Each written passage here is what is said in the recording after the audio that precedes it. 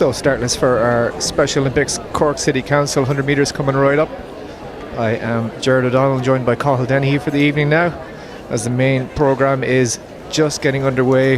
You see that women's hammer throw kicking off, but Sandra Dempsey, just got the start list once again for you, but that, you see the hometown favourite here, Cathal, Nicola Tuttle.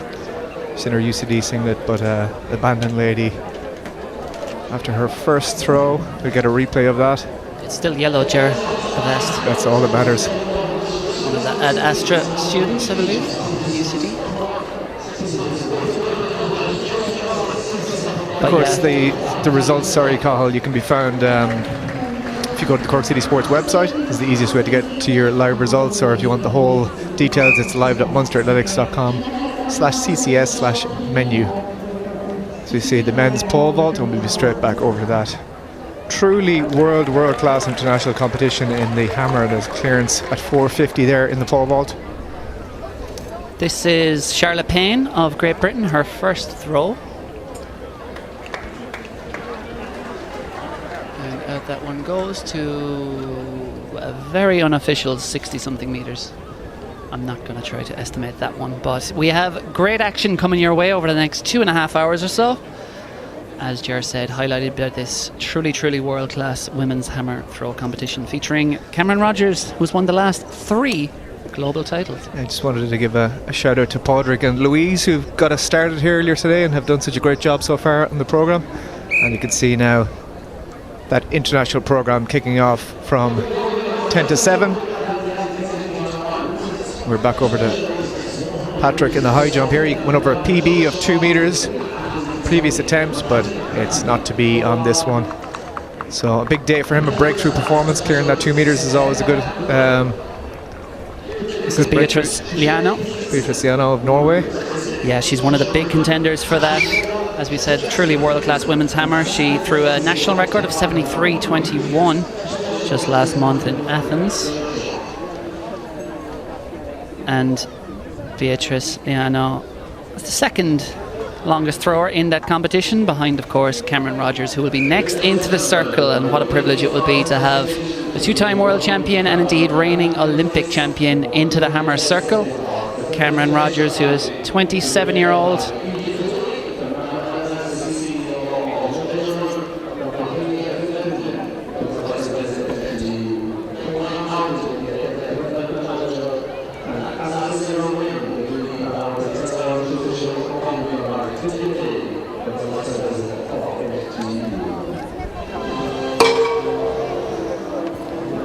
There is Cameron Rogers. Into the cage on that first attempt. The 2-time world and the reigning Olympic champion. Number 2 all time. Just behind Anita Wlodarczyk, who was defeated by Nicola Tuttle in her last competition when Nicola threw that personal best call. So goes home devastated. Absolutely. And it wasn't a very long journey because it was in Poland. It was and indeed. She is Polish. On her home turf. She is the GOAT, Anita Wlodarczyk. But Margaret Hayden is back into the hammer throw, I think. Be her second attempt. Yeah, it is indeed. Margaret, so 60-23 in round 1. And it is a clean throw. Doesn't quite reach the 60-metre mark. So there'll be no improvement for her, but early days in that hammer throw competition, as I said. It is early days. We will have 6 rounds. Back for a bit of pole vault action. Bar still at 450.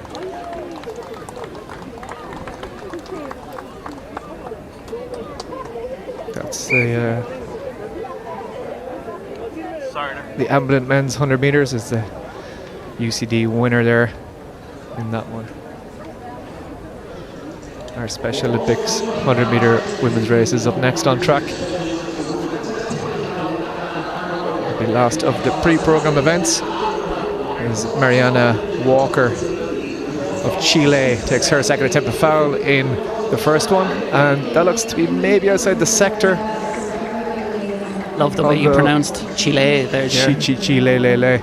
It is being measured, so that is going to be a throw clear of 61 or 62 metres for the Chilean. The results of that presentation that you just saw on the podium, with Fionn Ruan taking the win, Cathal Ryan in second, and Alex Lee with the bronze here, the man of Galway City Harriers. It's great running for all those lads there today. Louise Shanahan forgot her sunglasses, which we would have sold on eBay, Louise. Certainly. They're definitely designer. But great job, Louise. And we have a race off here. It is indeed the 100 metres in the... Yes, our Special Olympics women's 100 metres race is away. And they're coming down towards the finish. 15 seconds on the clock. It's going to be about 18 seconds. It is the athlete in lane number 5 who comes home in front. That is Sinead Kingston of Limerick City Special Olympics Club. Well done, Sinead. She is absolutely delighted with that. Absolutely. 2 fists in the air. That's a real... When Alan Shearer scored a screamer, that was the only way you got that, was you used the one hand up, but that was a screamer of a run there from Sinead. You can see right there in the middle.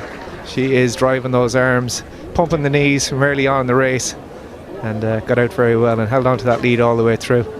So it's great to see full field of 8 ladies in that one. We had Sandra Dempsey, Jessica Nicholson, Aisling Nolan, Shauna Griffin, Sinead, our champion, Ciara Deneen, Emma Griffin and Martina McCarthy. And it looked like Shauna Griffin, I think, coming through for second from the Shannon Flyers Special Olympics Club, and then it looked like Emma Griffin back in third, also of the Limerick City Special Olympics Club.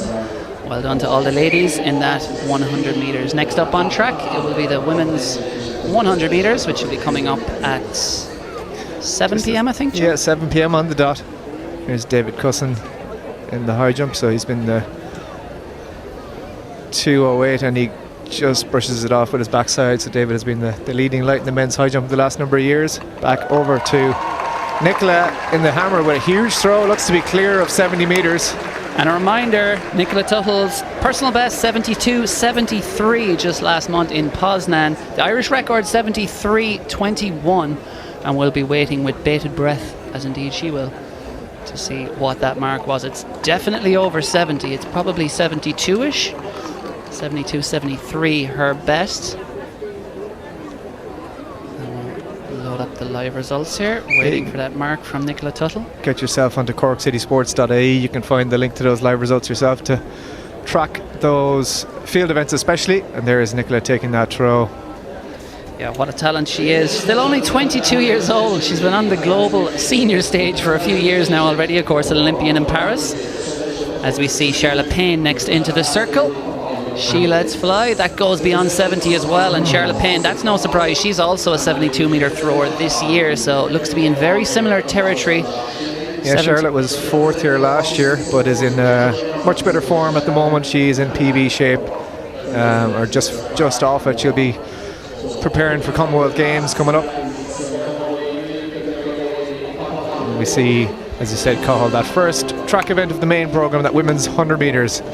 We will have a good bit of Irish interest in this, as well as Great Britain with Katie Bergen, Molly Scott, Joy Eze, Mabel Akande, Aliyah Sibbons, Ciara Neville, Sarah Leahy and Amanda Obigiaku. The only athlete outside of the British Isles, the Italian, who is based in the States, and GB for most of her time represents Italy. And I do see, not to spoil it or anything, a clearance in the high jump there from David Cusson in the background. And I can tell you that Nicola Tuttle has thrown 72.32 in the second round of that women's hammer to swoop into the lead on home turf. This is her track, or field, and she is certainly defending it well. But of course, Cameron Rogers, world champion, Olympic champion, fouled her first attempt. She'll soon be headed into that circle. And we will get a glimpse of that men's high jump of David Cusson. Lovely clearance there at 2:08. So think he is the only man left in the field, so it'll be up to himself where he wants to go next with that one. He'll be deciding what he wants to go to next.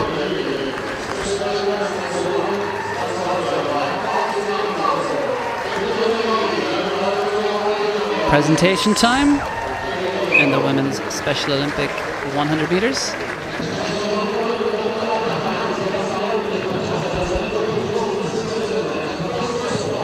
And we have all 8 women trackside, and we're back to the women's hammer. Next up in the circle, It's Beatrice Liano. Yep. Yes. Let's be just shy of that 70-meter mark, so around the 69 flat or so. 10 years ago, Ger, she was world under 20 champion. Indeed. 9 national titles in Norway. Has set that national record this year, though, so it is like that. It's always great to see, especially for athletes this year heading off to Oregon. You know, if you're doing the business there, it's a longevity sport.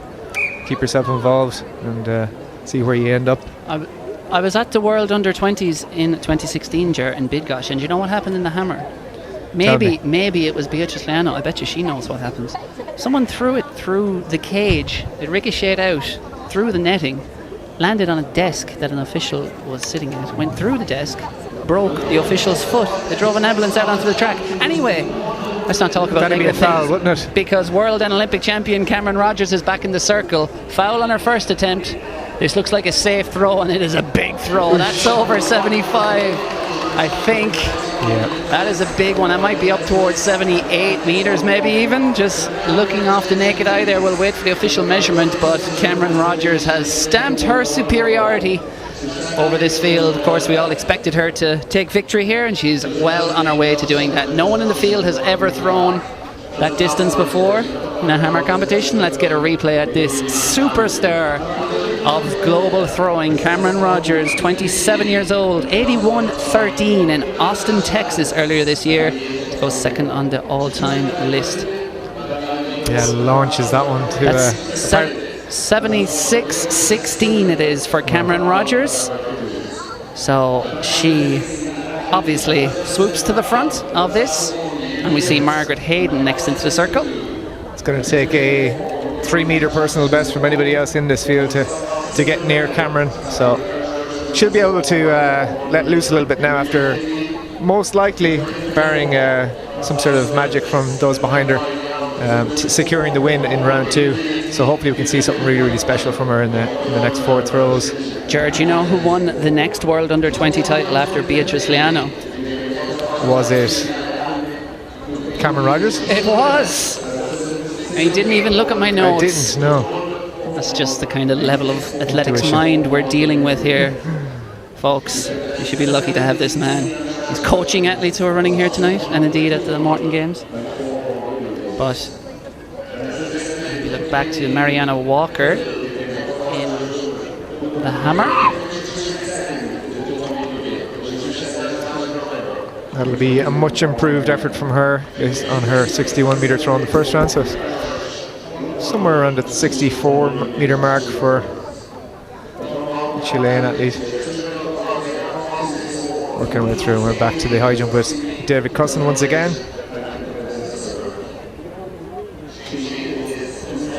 Old Abbey AC man is the champion here at the Cork City Sports already. We'll just try and get a see on what height we're dealing with. It is no clearance in attempt number 1 for David.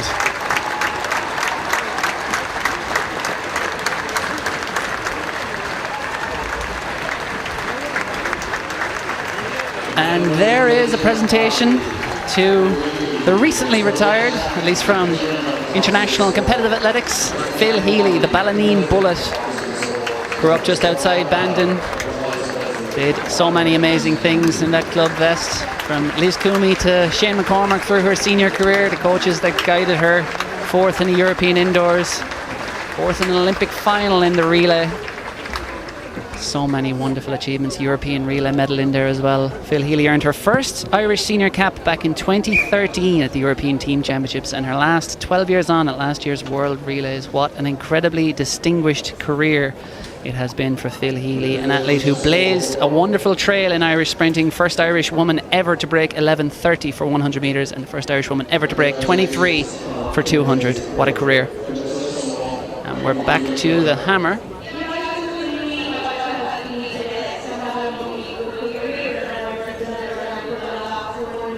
Valentina Sava there, I think that was Cahill, taking her third attempt. Yeah. Just talking about Phil there. Cahill, the European Championships come from Birmingham now. Will be the first European since 2012 without Phil Healy involved. From 100 metres, 200, 400, 4x1s, 4x4s. She's been ever present since Zurich 2014. All those championships represented. So it's going to be a different experience for Team Ireland this year around. And from one Bandon athlete to another, albeit in the UCD vest these days. Here is Nicola Tuttle, 72.32 in round 2. That has her in second place. Remember, the Irish record, 72.73, and that's another big one. It's very close to the same territory again. Nicola Tuttle is just peppering that 72-73 metre range all year. And we know the one thing about breakthroughs is they're often preceded by a period of great consistency. And in that recent competition, Phil Healy was over 70, or Nicola Tuttle was over 70 metres in all, with all 6 of her throws in Poland recently, and has started off in flying form here tonight. 72.35. It's an improvement by 3 centimetres, and again, she edges closer and closer to that Irish record of 73.21. It stood for almost 20 years.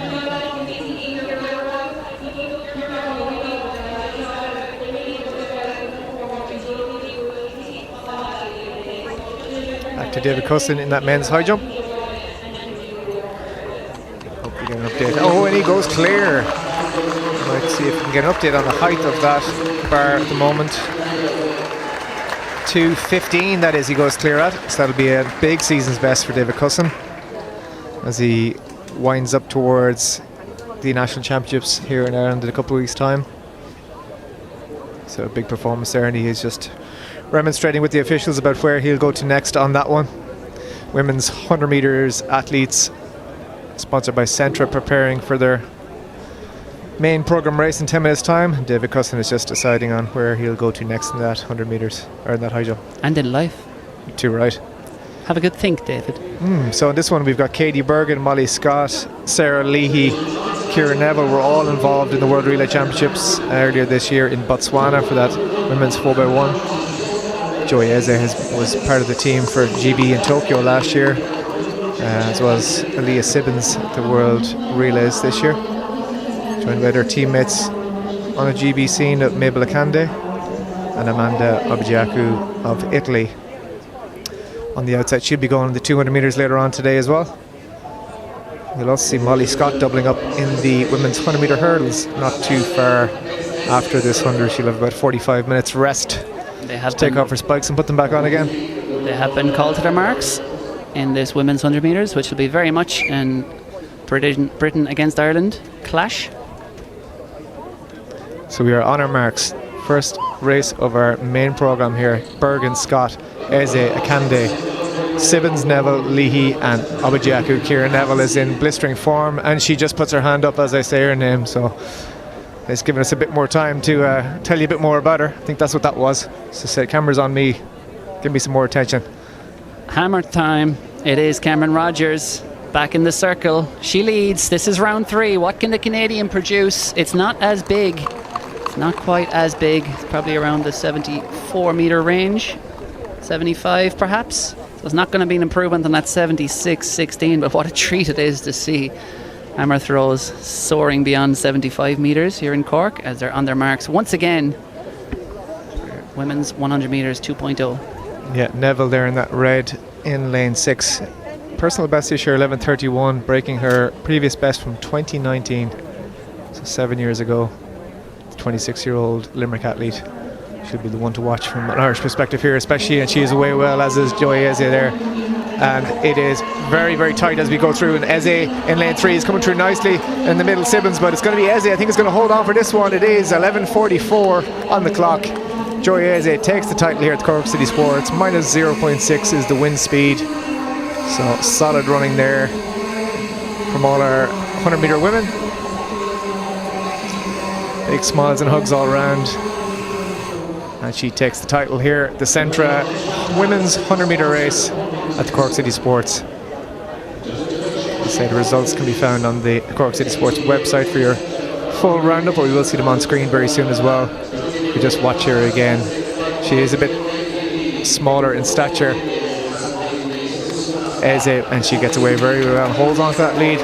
Great speed endurance through the last 30 metres to hold on. Oof, and it's very tight behind her between Akande and Sibbons. Sibbons, the faster finishing, maybe will get the nod. She's going to be closer to the photo finish as well, but it was no doubt about the winner, Joy Eze. And it was Mabel Akande that got that one. 11:49 to 11:50 from Aaliyah Sibbons. Kieran Neville 11:64 in 4th from Sarah Leahy. Abijaku in 6th, and Scott and Bergen 7th and 8th.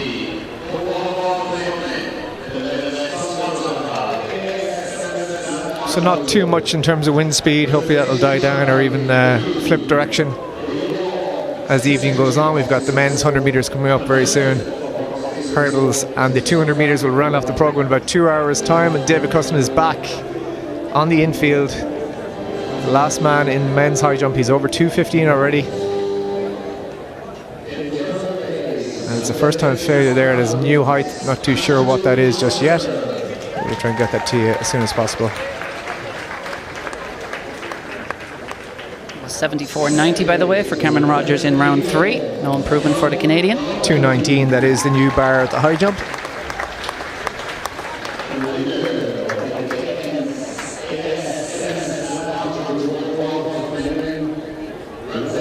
Our 100-metre women on the infield talking through their races and their results.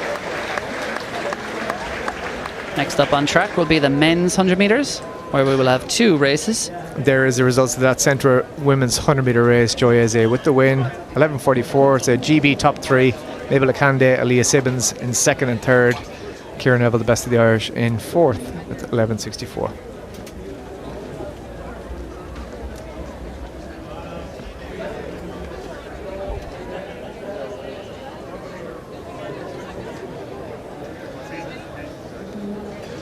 Race 2 of the men's 100 metres will be up first, or race 1 as it is on the programme, but it is the B race as sorts. Max O'Reilly, Florio Franco, Ryan Mulholland and Colin Doyle will go on that one. It's just 4 athletes lining up in this one, but it's great to get an opportunity here amongst this huge crowd in Cork. In ideal weather, maybe the wind could switch slightly for them, but a great opportunity for these men to run fast at a major international meeting. A couple of them will be back later on to tog out in the 200 metres. There's your top 3 in the women's 100 metres. Rule Britannia certainly is in the Centre Women's 100 metres at the Cork City Sports, which, need I remind you, is a World Athletics Continental Tour bronze level meeting. Great to have that status, as indeed the Morton Games does on Friday night. You can join us then around the same time, 7 p.m. or so, when we'll have an extra sidekick, Ronan J. Duggan. Back to 2:19, the high jump here for David Custon, his 2nd attempt.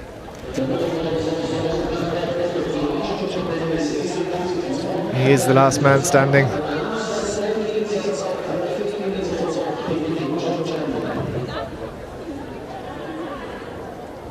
And it's not to be on that 2nd attempt either, so one more go for David Custon there to round out his evening. Yeah, that just looked a little bit more tired than the last attempt. I think the last attempt kind of came off with his ankles, his calves, got most of his body, but that time you could see the centre of gravity wasn't quite as high as it needed to be, the upper body. And that's Joy Eze's coach shaking my hand there. Carl, just so you know. Well, drag him in for the interview, Jerry. So you know. Why are you turning down those opportunities? What sort of pro are you? We have our presentations taking place. There's Aaliyah Siblins getting her bronze medal. As I say, it is medals here at Cork City Sports, which is a unique treat for international athletes. They always find it interesting. Mabel Candy with the silver, and no doubt about the winner.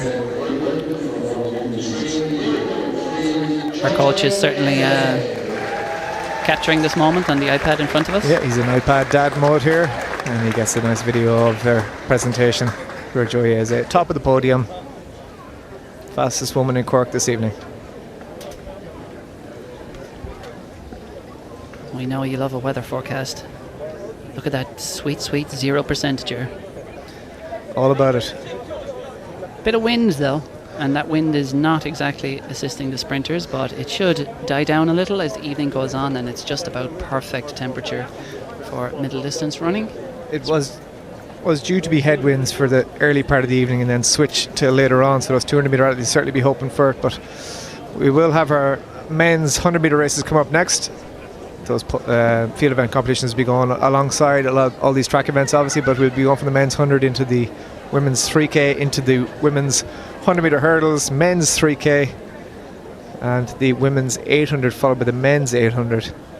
Of course, we've got some great field event action in the women's pole vault, men's long jump, women's high jump, and the men's shot put. A whole host of 20 and 21 metre plus throwers in that one. There is the likes of Victor Pettersson in there, who was I think 5th at the World Indoors earlier on this year. He was indeed. Got a silver at the European Indoors last year as well, so he's a true international class athlete. I think 11th in Tokyo as well last year.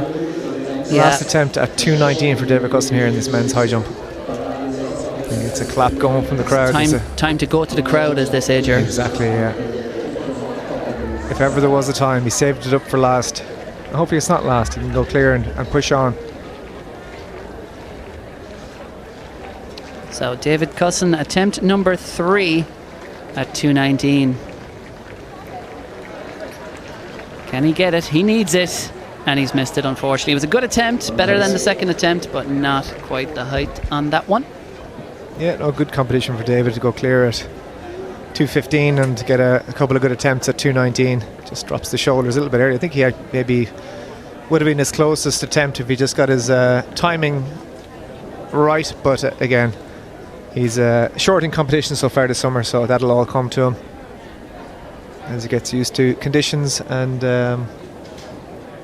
how he's feeling in the competitive environment. We are in round 4 of the women's hammer. There's just a brief pause in the throwing there at the moment, but you've missed nothing, don't worry. We'll make sure to bring you all the action. They'll be, of course, throwing in reverse order for the second half of that competition. Cameron Rogers will be throwing last, as she has been from the start as the big favourite. Our lineup for our men's long jump is now on screen as well, and we've got a number of 8 metre clear jumpers in this one. Those to watch out for, especially going to be Archie Yeo.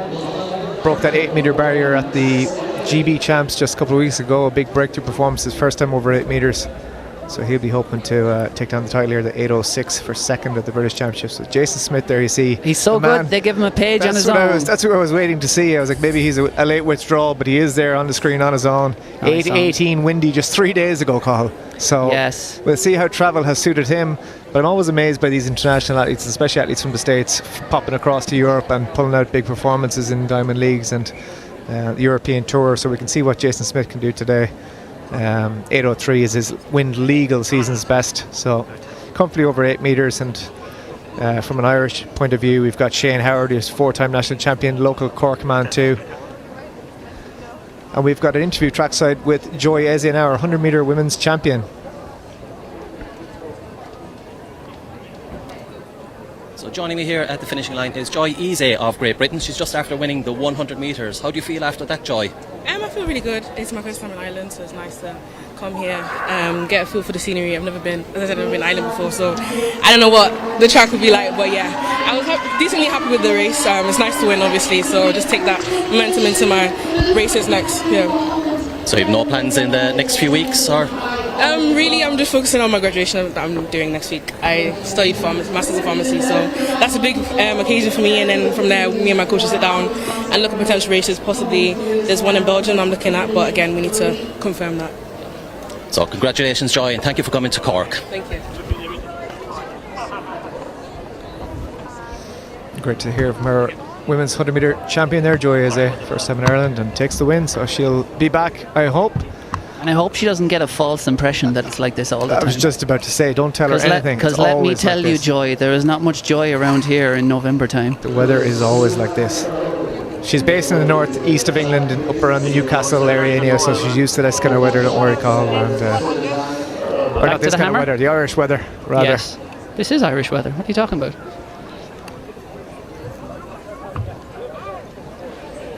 This is Valentina Sava, I think. I think it is, yes. It is indeed. She is currently in 5th position with 67.67. Great symmetry on the measurements. Well, it doesn't look particularly happy with that 4th round effort. A reminder that Cameron Rogers, the world champ, the Olympic champ, the champ, she is out front 76.16 as we see a replay of that first men's 100 metres. Yeah, it was a very tight one all around. You can see Mulholland there and Franco in the middle. I think it was Mulholland that got the better of the Argentinian national record holder in the end. It's interesting to see Ryan Mulholland is listed as Ireland on the live results, so possibly a man who is transferring allegiance. You can see his University of Houston vest is on, so he's a teammate of the new Irish record holder in the 200 metres, Sean Ibobo, who we will see in this second race, the 100, and more interestingly, perhaps the 200 metres later on, where he is that new national record holder. So Ryan Mulholland there, yeah, listed as Ireland, 10.54 from Franco Florio, the Argentinian record holder, in second. Colin Doyle and Max O'Reilly, two local men who train on this very track, with 10.60 and 61, minus 1.4 wind speed in that one. So into a stiff breeze. And our lineup for our Sport Ireland women's pole vault, which is just going to be getting underway. We have Hannah Coffey of Carrignavara, Anna O'Shea, Killarney Valley, Olive Berger of Leeville, and her two teammates Katrina Whelan Curtin and Una Bryce, as well as Maeve Corkery of Middleton AC. It's an all Munster affair. I was going to say we're a Cork Kerry derby. Cork Kerry heavy. That's an all domestic field in that one, as in the men's high jump.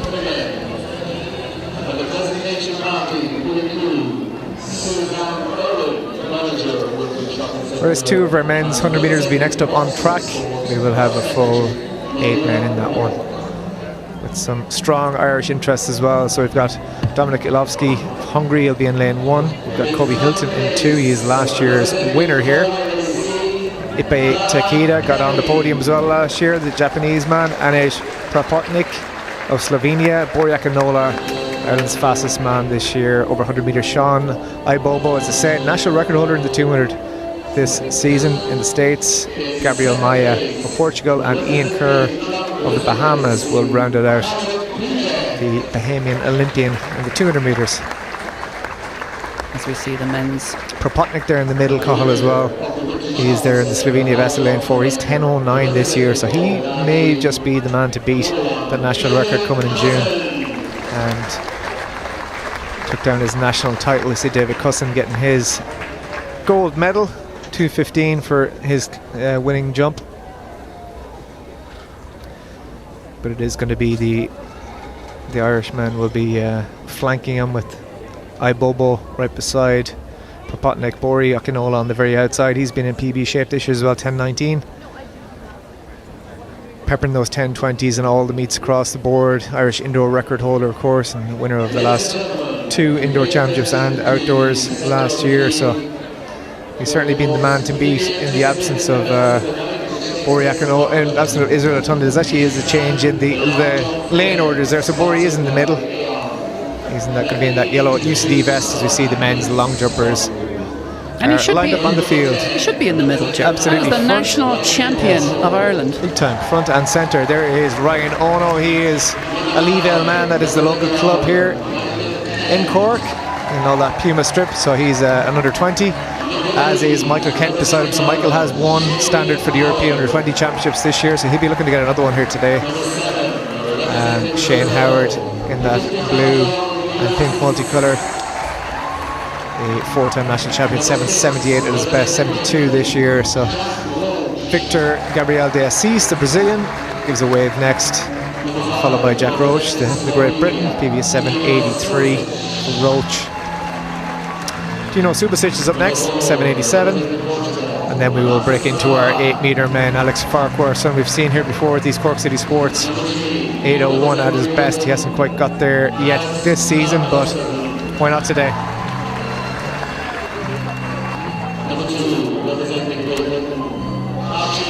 Archie Yeo, who we said has had that great breakthrough, cleared the 8-metre barrier at the British Championships for silver medal there. And he's the British triple jump champion the last 2 years. Indeed, yeah, 16-metre jumper. There is Jason Smith.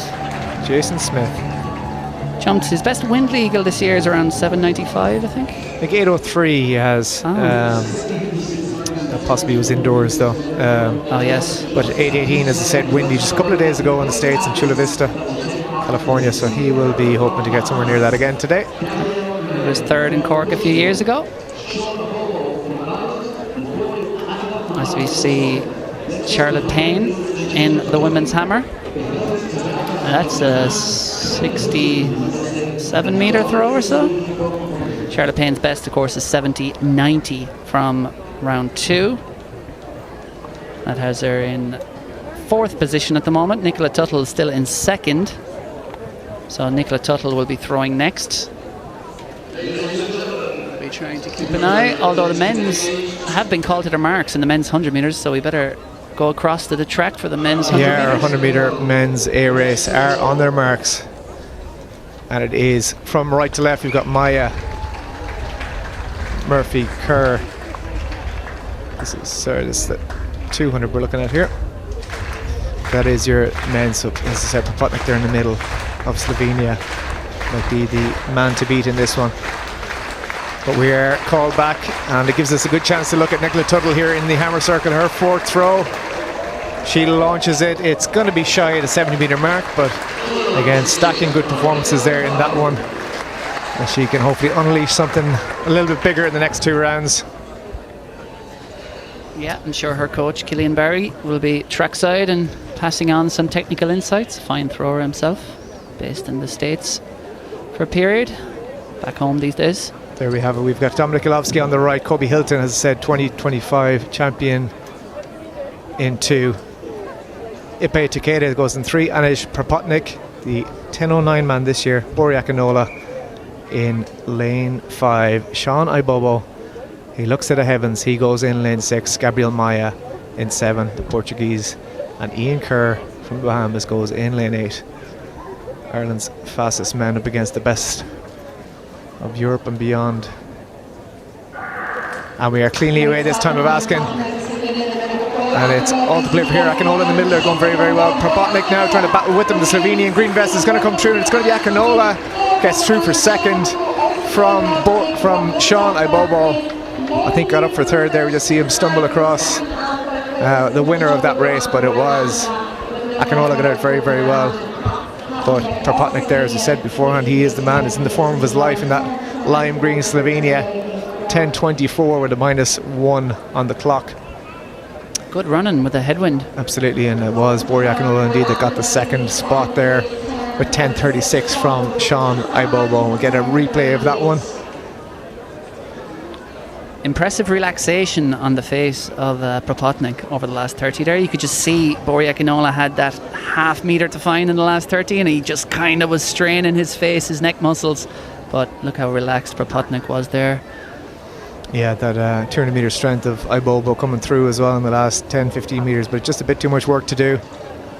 He is in PB shape over the 100 metres this year as well, in that red of Houston, but you can just see the man in the middle in the green.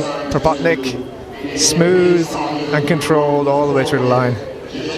He is our 100 metre champion here at Cork City Sports. And Ibobo, the Irish record holder, will be back in action later on in the 200 metres. And there's confirmation of Propotnik's win, 10:24, ahead of Boria Canola, 10:36, and Sean Ibobo, 10:38. Last year's champion, Kobe Hilton, back in 4th this time around for the American. Action is ongoing. And Patrick is talking to one of our athletes trackside. Joining me here at the finish. So joining me here at the finish line is Anish Propotnik of Slovakia, winner of the Super Value of Slovenia. So of Slovenia, winning the Super Value men's 100 meters. How do you feel? Yeah, I feel great. The weather is good. The run was good. Hopefully at the Europeans will be better. Win was not that on the our side, but win is a win, and good season moving forward. Yeah, and where are you running next? Dublin, Morton Games. So Dublin on Friday at the Morton Games, so hopefully you'll have good weather again. So, thank you.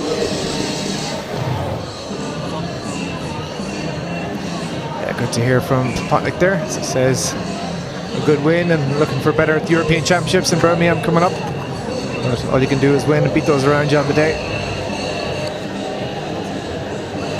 We'll certainly be keen to keep an eye on him as we go back to the hammer, where Tara Simpson-Sullivan, British thrower, looking to put the 3 fouls in the preceding rounds behind her. But no joy there. That will be another foul for Simpson-Sullivan. Next event on track will be the women's 3,000 metres. See a few dark clouds rolling in overhead as well here, Connor, but Cahill, rather. It's Connor, yeah. Something in the crowd caught my eye. It'll be, hopefully it don't burst as we see our lineup, that men's long jump that we got our introduction from. And as you say, 3,000 metre women are up next on track. And that women's high jump will be running concurrently as well. That's a real international class event as well. Lots of returning athletes from last year and the year before. Women's 100 metre hurdles will follow that 3,000 metres. John Buckley Sports, men's 3,000 after that. Men's shot put, women's and men's 800 metres. The Cork City Council 1 mile will be a highlight as always here in Cork. As will the Cork City Council 1,500 metre men's split. For sure. That's what I'm really looking for. Yeah, you stop looking at for the last 109 metres or so, you'll be eyes wide shut. 109.34, Ger. Indeed. And the 200 metres will round out the event here. We'll have 2 races in the men and 1 in the women's. That'll bring us up to around 8:50 or 55 or so. And that women's 3,000 metre start list, Cahill, and it'll bring us through the first page. It is a very international field. Kerry Hughes of Britain, Mia Cochran of US, Aude Clavier of France, Amina Matoug, she should feature strongly, the Dutch athlete, student over at the University of Washington, Lisa Merkel of Germany, Ava O'Connor, better known as a steeplechase specialist from Ireland, Grace Copeland of Britain, Taylor Werner of the US, also in there. She should feature strongly. She's been showing impressive strength this year, 15:12 for 5k. Recently at the LA Track Festival. And we're not done yet. There's the second half. 2-time national cross-country champion Fiona Everard will be in there for Ireland. Izzy Fry from Britain, she's been in great form. 8:47 is her PB for the distance, but fast times on the road. Yasmin Abez of Netherlands, Zoe Melhuish of Australia, Svenja Pingpank of Germany, Cara Laverty will be setting the pace from Ireland. Zoe Toland is also in there from Ireland, and Julia David-Smith of France, the World University Games 5,000 metre champion, is also in there as well. This time over 7.5 laps as we see Charlotte Payne back in action and back over 70 metres. I spoke too soon, it's not. It's 69 something, but still that's another very consistent. That'll be her second biggest throw of the evening. She stays in 4th position. There's Ryan Ono in the long jump. He gets a white flag in his first attempt. The Cork man, he's decked out in the pink of Puma now, so we'll see how his competition goes. We see the men are on the podium for the 100 metres presentation. It is the Super Value men's 100, so there was no change in results from race 2 to race 1 with the cumulative times, but Sean Ibobo in his red at Houston takes the bronze from Ireland's fastest man this year, Boria Canola.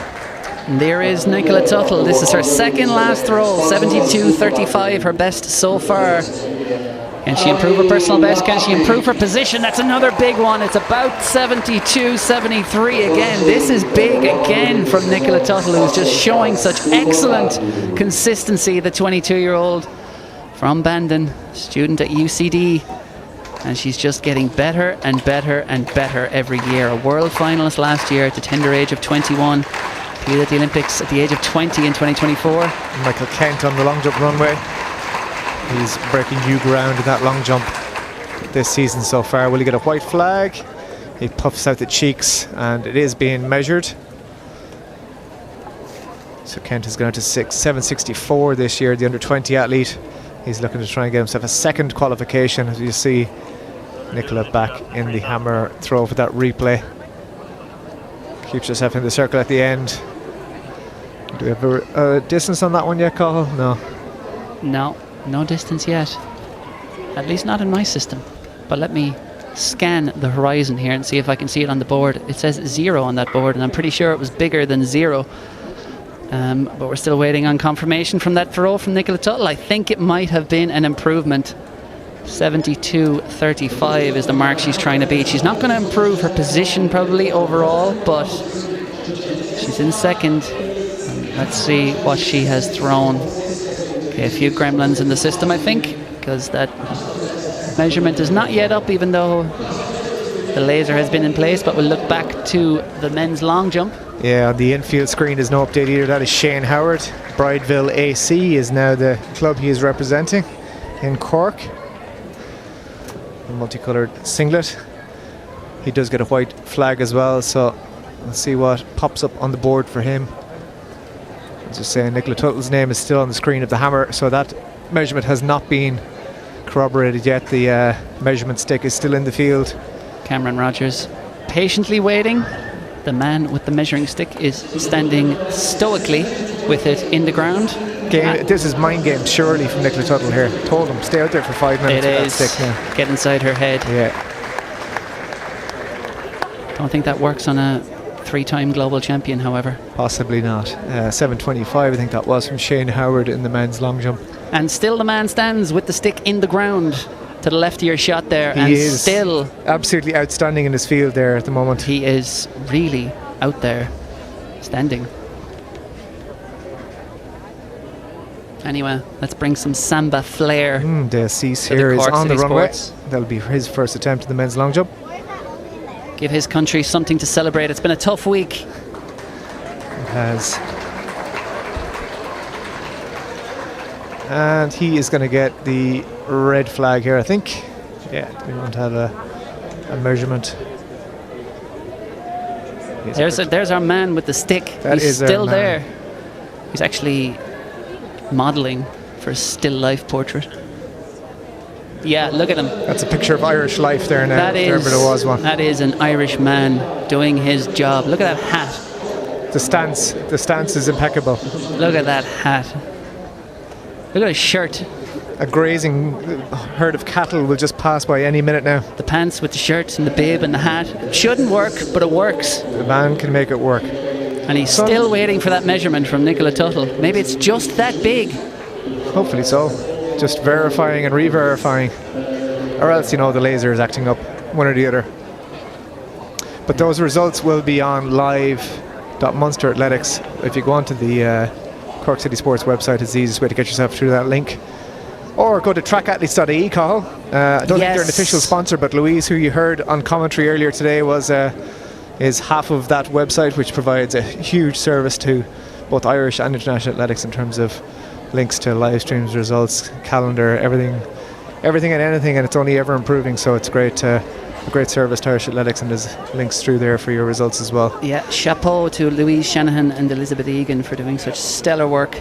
Trackathletes.ie. If you don't already follow them on social media, give them a follow, because it is an essential resource to stay up to date on all things Irish athletics. Jack Roach is on the long jump runway and he aborts his attempt.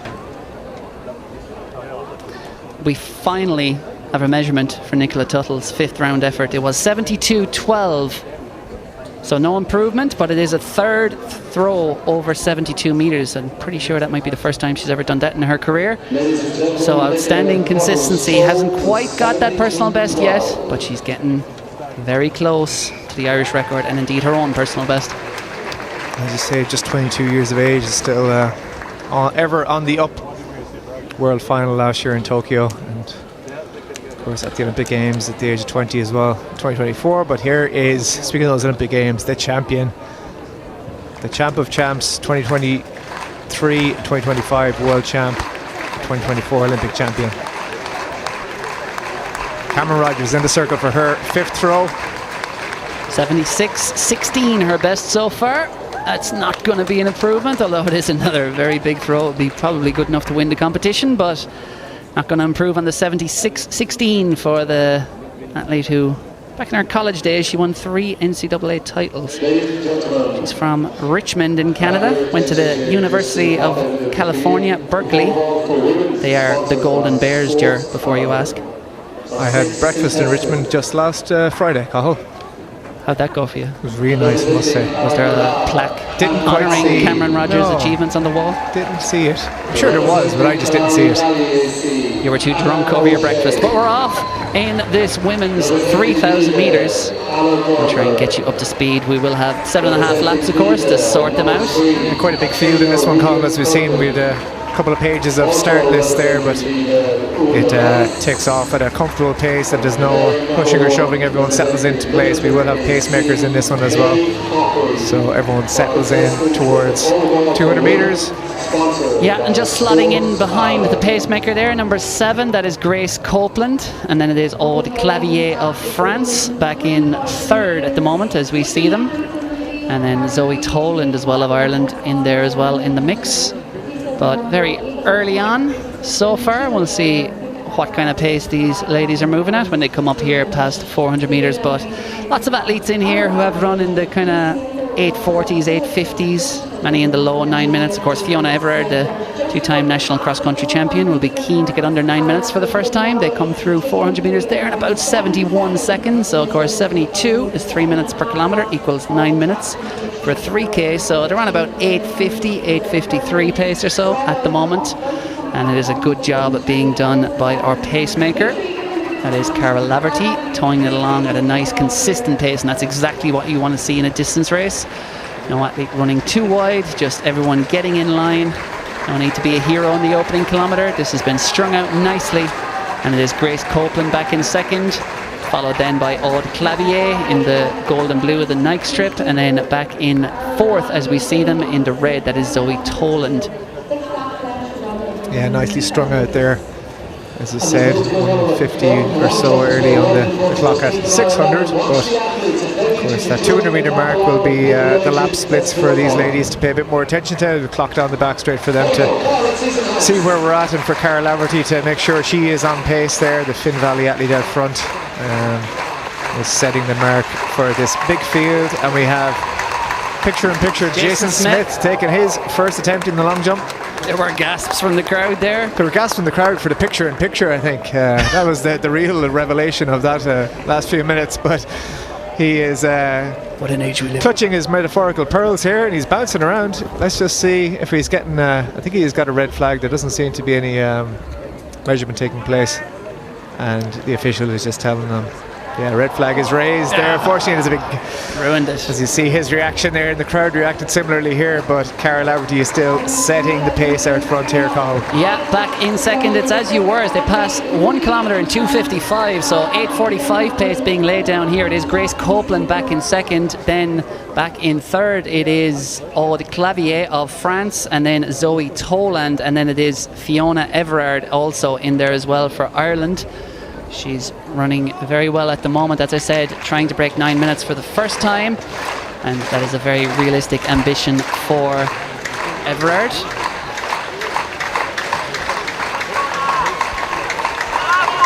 We have claps from the crowd for the long jump of Ryan Ono. We're back to the start of that field. He went out to 7:19, I think it was in the first round. It was 7:19, in fact, 0.5 wind. So the wind has flipped around a little bit there, which the 200 metre athletes and the 100 metre hurdlers coming up very soon will be glad to hear. It's between zeros and ones on the plus side now for those. And it's Archie Yeo has in the lead early doors in that one with 7:35 in his first attempt. Yeah, and we're coming down towards the halfway mark in the women's 3,000 metres, and Cara Laverty, the pacemaker, has got the gap. Go for it, Cara. Now's your chance. 4 laps to go. Neil Desperandum, Cara. Absolutely. And it's as it was really then in behind. It is number 15. That's Grace Copeland, just leading the pack at the moment. The Brit, who's run at 9:12 for 3K. She's certainly on course to smash that here with 1,500 metres to run. There's halfway. The crowd passed by in about 4:26 or so. So something around the 8:50 is very realistic here, which would be a PB for most of these women in that pack if they can keep this going. But this is the danger zone for them, because Cara Laverty looks like she's ready to step aside. And are they going to start looking at each other, or will they keep pushing the pace? Michael Kent taking his second jump. 6:81 was his best in round 1. He gets the white flag again. Gives an anxious look up into the crowd. He gets a thumbs up. So we'll see what this one comes out to. As he said, he's 7:64. Big breakthrough personal best this year for the under 20 athlete.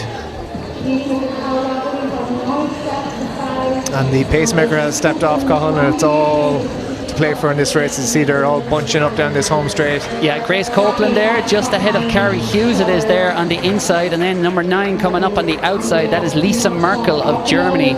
So she's featuring towards the front for the first time.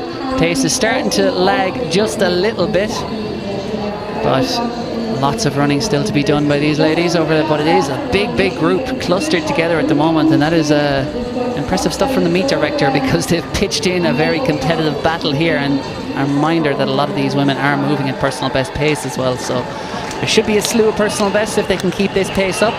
But they're approaching 2 kilometers here at the top of the back straight. They will reach it, and it looks like it's going to be a shade under 6 minutes as they go through there in about 5:58, 5:59. And Nicola Tuttle's last throw, it's a very high one, but it's outside the sector. Yeah, it did drop shy of the 70-metre line regardless, so that will be a foul, unfortunately. But a very strong competition here again from Nicola Tuttle on home field. And Darla O'Rourke just shimmied past us. I don't know how to describe that move she just pulled as she walked past. If somebody said shimmy to you, that's what happened just there now. She shimmied past. No wonder she's a world champ. Exactly. Still got it. Here comes number 1, Amina Matoug, up on the outside, and I mentioned Matoug would feature strongly here. No surprise to see her head towards the front as we enter the business end, because the 23-year-old Dutch athlete has run 8:45. She's one of the quickest in this field. She's run 15:17 for 5,000 metres already this year. That was at IFAM over in Brussels. That was her only outdoor race, but she's been in flying form. And Matoug is a European under-23 bronze medalist over 5,000 metres back in 2023. She's won 2 Dutch indoor titles at both 800 metres and 3,000 metres. And I'm sure if you're able to win a Dutch title at 800 metres, your speed must be pretty good. You can see that change of temperature has just strung out the field that little bit more. And Cameron Rogers, you see that replay of her final attempt in that women's hammer throw. It is well clear of that 70-metre line again, but not sure it'll be any improvement on her best early in the competition, that round 2 throw. So Fiona Everard is certainly still well in there, but Matoug leads at the moment. And then it is Taylor Werner back in second, and then it is number 6 back in third. That is Julia David-Smith of France. 7:43 there on the clock call, so we're certainly looking towards a sub 9-minute performance for many of these athletes. It is, but Matoug looks very strong at the moment. She is pushing this pace. Taylor Werner, we've seen her run well in Cork before. She is in second. She is poised to strike with 300 metres to run, and now Werner tries to strike, and she does. Big change of gears there, and with 250 metres to run, looks like Matoug might have no response, because Werner has opened a couple of metres, but Julia David-Smith is also in there. The 23-year-old French woman now is moving up, challenging Matoug for second, but Matoug digs in and she hangs on to that pole position just behind the leader at the moment, ready to strike off this last bend. But Taylor Werner has gone for glory. She's gone early though, and Amina Matoug is an athlete definitely with the gears to come back at her. But Taylor Werner, the American, turns for home, pushes down the home straight. The arms are flailing at the moment. The fatigue is killing her, but she's hanging on for dear life. 30 metres to run. Taylor Werner, she's not gonna have enough. It's Amina Matoug gets there in the dying strides, the Dutch woman. 8:45 on the clock. It's very close. It's just a few fractions of a second outside her lifetime best for Amina Matug, but Taylor Werner, she had control. We wondered maybe she went a bit too soon by probably just 20 or 30 metres. The fuel gauge was hitting red there, and Taylor Werner, I think she'd have been fine if there wasn't someone on her shoulder, but just that pressure of Matug coming up outside her, that caused her technique to just break down a little bit sooner than it otherwise would have. We'll see a replay of that last 150. Yeah, top 12, sub 9 minutes there, Cathal, as well, so huge PBs all around. You can see Zoe Tolan down the track in front of me here as she was celebrating crossing the line, which you can see 8 on the clock still, but as you said, what a battle down the home straight. Matug, she knew, you could see with the steeplechase barrier, she didn't quite fall off the pace, so she knew if she could stay with Werner out front, then her strength came through. And I know the sprint coach in New Jersey is looking at those arm mechanics in the last 50 from Werner and thinking, if you just control them. It's certainly not helping her, but look, she's not, it's what's happening from the waist down does all the business, but if it's draining energy up that home straight, you can see here from about 70, 80 metres, she's already fighting to keep herself upright. She did well to stay on her feet till across the line. You could see that fall coming a long way out, but certainly left it all out there. Maybe just needs to gauge that effort a little bit slightly, go a little bit later in the next race out, but as you said, brilliant running. It'll be a personal best for Werner as well, 8:49 or previous, so she'll be 8:45, 8:46 there as well. So I said top 12 across the line of 15 sub 9 minutes, so huge runs all around there, and set up brilliantly by the pacemaker Carl Laverty. Yeah, there we see our celebrations from our Olympic and 2-time world champion Cameron Rogers. She is the title winner here at the Cork City Sports in that women's hammer throw. What a treat for all those in attendance to see an athlete of that caliber taking on an athlete who is very, very soon probably going to become the best Irish thrower over the hammer we've had in many, many years. Thanks for asking. Just shy of Eileen O'Keefe's national record. Yeah, it is brilliant to see an 80-metre thrower in the flesh. It's brilliant to have in Cork. Of course, there's been a world hammer throw record set at the Cork City Sports before. Indeed. Yuri Siddick. And we're just going to pass down to Porrig trackside with our winner of that 3K. Oh, sorry. My fault.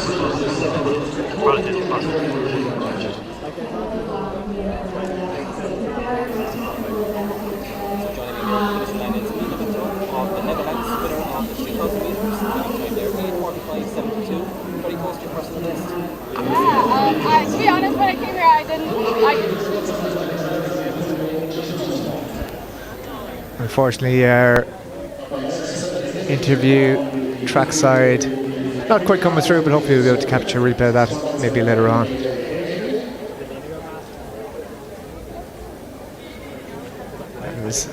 I'm sure Matug is happy enough to catch her breath for a little bit longer, Cathal, after that brave effort to get across the line first in that women's 3,000 metres. Certainly, she's one of many athletes from the University of Washington.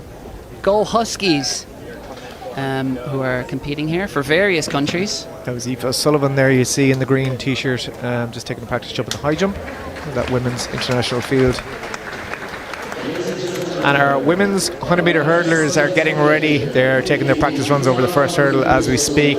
We have got Milica Amini of Serbia in 2, Adeobi Tolugbo of Nigeria in 3, Emma Noafor in 4 for GB, Selena Vanjakovsky in lane 5 for Switzerland, Molly Scott in lane 6, Amber van den Bosch is in 7, the Belgian, and Laura Banco of Hungary goes in lane 8. So Vanjakovsky was second here last year at the Cork City Sports, the 2025 Swiss champion as well, 12.94 at her best. Tobukbo there in lane 3 is African bronze medalist this year. I think she was in the top 5 in all of Africa last year in 2025 on times with that 12.87, her personal best. Milica Amini there in 2 is interesting as well for Irish fans, coached by Noel Morrissey. It also coaches Ciara Neville at the moment and former coach of Sarah Lavin. As we see the medals being handed out, Cathal. Yeah, Taylor Werner, valiant in defeat. She really made the race there in terms of pushing that pace on with 300 to run.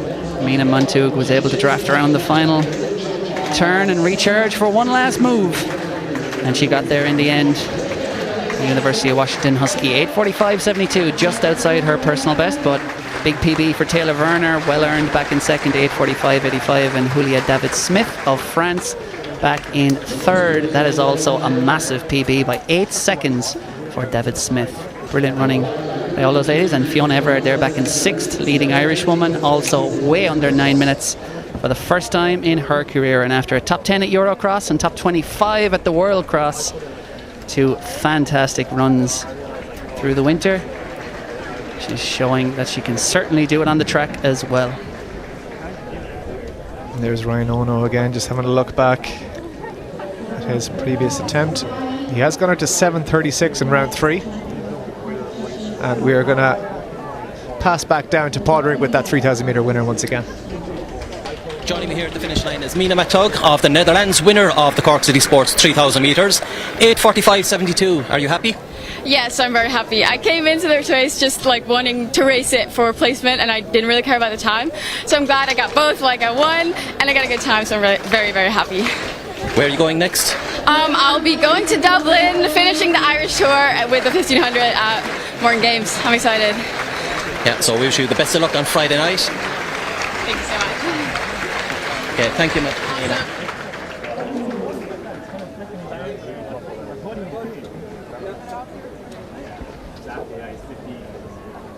There is Michael Kent after his 4th round attempt in the men's long jump. 3rd round attempt, in fact, and that is being led by Jason Smith at the moment at 7:66. So here is Michael Kent, the young Irishman. Nice and strong down the runway. The wind, as I said, has turned slightly, so it is in favour of these long jumpers at the moment, on the results at least. So he gets the white flag.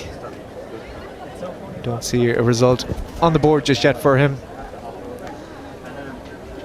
And official results of that women's hammer throw earlier, Cathal, that world-class competition we saw here with Nicola Tuttle getting up for 2nd place, not too far off her personal best set recently, but the winner, and that all is right. Unsurprisingly a meeting record by almost 4 metres by Cameron Rogers. That'll do it. 76.16 for the 80 metre plus, the number 2 all-time behind the world record holder Anita Vodacek. We're going to get a look at some more results before this women's 100 metre hurdles kicks off. Shane Power taking the men's pole vault earlier today from Fionn Naughton, and Matthew Rossiter and Joshua Fitzgerald sharing are in 3rd and 4th, and Owen O'Callaghan, the multi-eventer, in 5th. And then I know you love results, Ger, so here's some more results for you. Let's go. I'm going to say it's going to be David Cousin with 2:15. Oh, bang on cue. Wow, that is good. Are you behind this? Are you doing this? Patrick Puchek with a big PB from Clongriffin AC with 2 metres. His first time clear 2 metres, so that is very impressive. And I think our 100 metre hurdlers are in their blocks, and they are indeed. And we pan down across, and in the middle we are missing Molly Scott by the looks of things. It is Wojciechowski there in the grey, is powering through nicely. Emma DeWolfer coming very well, and she's going to come across that last hurdle in the lead, and she's going to take the win here at the Cork City Sports. An illegal win, but 12:88 on the clock, so brilliant to be running fast. That's all these sprinters will care about. And DeWolfer probably was the class of the field on season's best, personal best. She's been having a big breakthrough over the last couple of years, this season and last season in particular. Has had some very good indoor seasons in the past, but outdoor comfortably under that 13 seconds regularly. As you just see, a nice warm-up clearance in that high jump as well. But there was no doubt in the winner there as it came through. We just see a replay of it again. As I said, lane 6 was MC. Wojciechowski there in the middle was out very, very well. Our silver medalist here last year, Van den Bosch, on the outside in 7 was out nicely as well, as was Tobugbo. As I said, that African bronze medal earlier this summer. But Emma DeWolfer really just opened up on the field in the last 2 or 3 hurdles. 12:88 plus 2.2, so just over the legal limit. Selena Wojciechowski 13:00 and Adeobi Tobugbo with 13:01. There we have it officially. Van den Bosch in 4th, followed by Amini and Banco. So top class hurdling here again. Any day you see a sub 13 run is a good day, and as I said, pity that wind wasn't just quite legal. 2.2, so slightly too strong above that 2 metre per second mark, but running fast is what it's all about, and a good race, good competition. Von Jakowski really put it up to Nwafor. As we cut across to the women's high jump, it's 175 the bar is at early on here in this competition. Just knocks it off on the way down. That is Annie Stapleton. So a big change in Annie Stapleton from last year, Cathal. She now represents Bulgaria. She was Australian when we were talking about her this time last year, so she's going to be pushing towards competing at the European Championships in Birmingham, I'm sure, this year, rather than the Commonwealth Games. I wouldn't say there's many Annie Stapletons in Bulgaria. You never know. There's one now for sure, or maybe there's only one. There's and we lineup for the. We have Emma Nwafor down trackside with Podrick, so we'll get a word from our British athlete down there trackside. So joining me here at the finishing line now is the winner of the women's 100 metre hurdles, Emma Nwafor. Emma, how did that feel?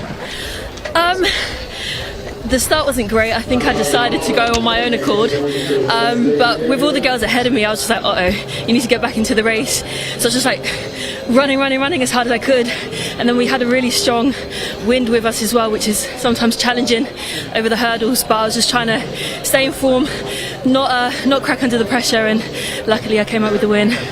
Yeah, well done. It was a very close finish. So you're focusing now on the sprint hurdles. I am. So I used to do heptathlon. Every time I watch it, I'm like, oh man, shall I go back, shall I not? But I've got a goal. Olympics are coming up, and just focusing, like you said, on the hurdles. Yeah. So where are you going next? Actually, Dublin, down the road, kind of. 3-hour drive tomorrow. I'm going to compete at the Morton Games. That will round up my little island tour, and then back to America for some more training. So we wish you the best of luck on Friday and the best of luck for the rest of the season. Thank you, Emma. Thank you so much. Thank you. Great to hear there from our 100 metre hurdles women's champion, Emma Nwafor. As she said, she'll be up to Morton Games on Friday, but a brilliant run there. Said former heptathlete, and is based, well, her coach is based in the States, so she's over and back. I think she has a GoFundMe up there as well if anyone wants to throw a few quid to help with those flights and fees and accommodation, etc. Why not? You see that lineup for that women's high jump. We have Aoife O'Sullivan, Dana Keeley, Siún Quinn, Annie Stapleton, Annabella Neto, Fedra Fekete, Laura Zialar, Aurora Vicini, Fatima Dabali and Michaela Chruba in that one. Presentation time for the women's hammer, and there is the local legend, Nicola Tuttle, just getting better and better every single year, which is certainly no guarantee when it comes to standout teenage athletes, converting that talent to senior success. At the young age of 22, she's already won plenty of medals, World Universities last year, European Under-23s, and many more will await in her future. And standing appropriately on the top step of the podium is the best female hammer thrower in the world. She's the greatest, Cameron Rogers. Won the last 3 global titles and very much favoured to continue racking them up in the years ahead, Cameron Rogers. Next event on track is about 8 minutes away, which is roughly how long it will take them to run that event. Men's 3,000 metres coming up at 7:55. Aoife O'Sullivan here on the high jump run-up. She has one failure at 1:75 so far, and there is a second one, so hopefully third attempt will be a little bit better for Aoife and will keep herself in the competition. That high jump is going to be a cracker. We've got Fatima Dabali here, was a joint winner here last year with Annie Stapleton, but she's broken new territory up to 193 for her personal best. And Jason Smith is back on the long jump run-up. He is our leader so far, and let's see what he can do here. And he just pulls out of that one. He runs through, he claps the hands.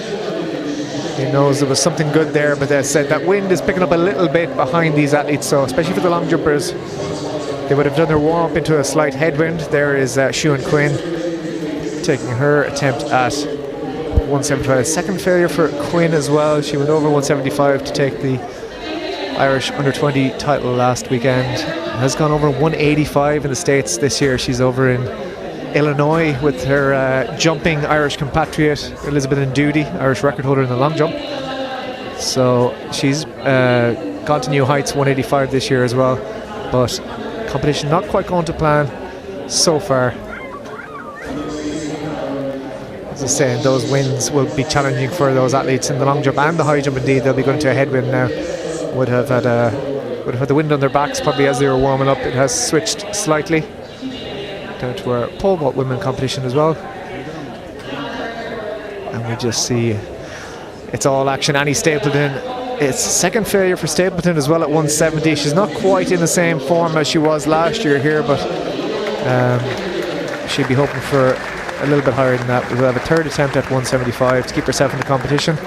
We do have a lot of failures at 170 so far, so we are down trackside. We've got an Olympic champion call, and she is talking to Padraig, and what a pleasure that is for him. So joining me here at the finishing line is an Olympic champion, a world champion, a Canadian champion, and an Irish all-comers record holder now. It's Cameron Rogers of Canada. How does that feel? I'm really happy. It's my first time ever in Ireland. I've been wanting to come here for so long, and so to be able to come here, do a couple meets too, and have this be my first one where, like, I'm pretty sure the men's world record was set for hammer throw is pretty neat, very special, and I'm super happy with today for sure. Do you think you can throw further? I feel like if you stop thinking you can throw further, then I feel like it's time to stop throwing. You know, I feel like we do this because we love it. We do this because we always want to try to be 1% better every single day, and so that's kind of what drives you as an athlete, and that's what I love about this sport is you always feel like there's more that you can do. So where are you going next? Morton? I'm off to Morton. I'm so hyped. I feel like it'll be a lot of fun. It'll be a lot of the same field, and everyone's super nice. All these women are awesome, so I'm really excited to be competing there in a couple days. So you set a new meet record in the Cork City Sports, 17:6:16, and that's a new all-comers record for Ireland. So you have something to chase now on Friday. Exactly. I'm super hyped. It'll be a lot of fun, and yeah, I can't wait to also check out Dublin. So best of luck in Dublin, and best of luck in the rest of the season. Thank you, Cameron. Thank you. Nice interview there with Padraig and Cameron. As she said, it is pretty neat to set a world record, so she'll be hoping to do that herself very, very soon. That looks like it is Annie Stapleton's third attempt. No, we're still on second attempts there. That was Fedor Fekete. We do have the local hero Nicola Tuttle now trackside with Padraig. So I'm here with Nicola Tuttle, who was a very solid second in the women's hammer. How did that feel? Really good, yeah. It's very consistent performance. I've had 3 over 72 in this competition, so pretty happy with that, and especially having Cameron here as well. Throwing 76 is pretty unbelievable, but yeah, in front of a home crowd is always special. Yeah, it's been a pretty solid 10 days for you. You threw what, a PB 72-73 10 days ago, and yeah, as you said, backed it up with 3 throws after over 72 today. What's next on the plans for you? How far do you think you can throw? I'm always looking for a little bit more. Every athlete's the same, so hopefully push out my PB a bit over the next while. I have Morton Games and the Nationals and Europeans, so busy weeks incoming. Yes, definitely a busy few weeks, and the Irish crowd, the Cork crowd, have very much got behind you this evening. What is it like competing at home with, well, such a full stand and yeah, on such a beautiful day? Yeah, we're so blessed with the weather, and to have such a big crowd here is amazing. Like, I've so many memories of being at Cork City Sports myself, so to have them all cheering for me when I was going in was really special. I think nothing beats Cork crowd, to be fair. I completely agree with that. Well done in a fantastic competition today, and we cannot wait to see you compete over the next few weeks. Thank you.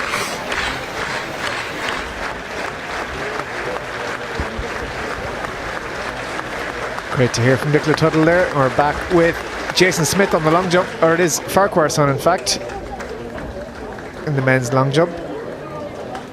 He is waiting to see it. He gets a white flag, gives a clap to the crowd. He's happy with that one. Let's see what the results tell us. But it is a strong competition going on there. Back to Aoife O'Sullivan's final attempt at 175. I'm afraid it is the end of the competition for the young Irish woman, 2-time national champion at senior level. Her competition is over blustery conditions here, so tricky enough for the high jumpers down there. As I said, changing weather each jump, and it is catching a few out so far. We do have Aoife is now out, and 1, 2, 3, 5 others have 2 failures.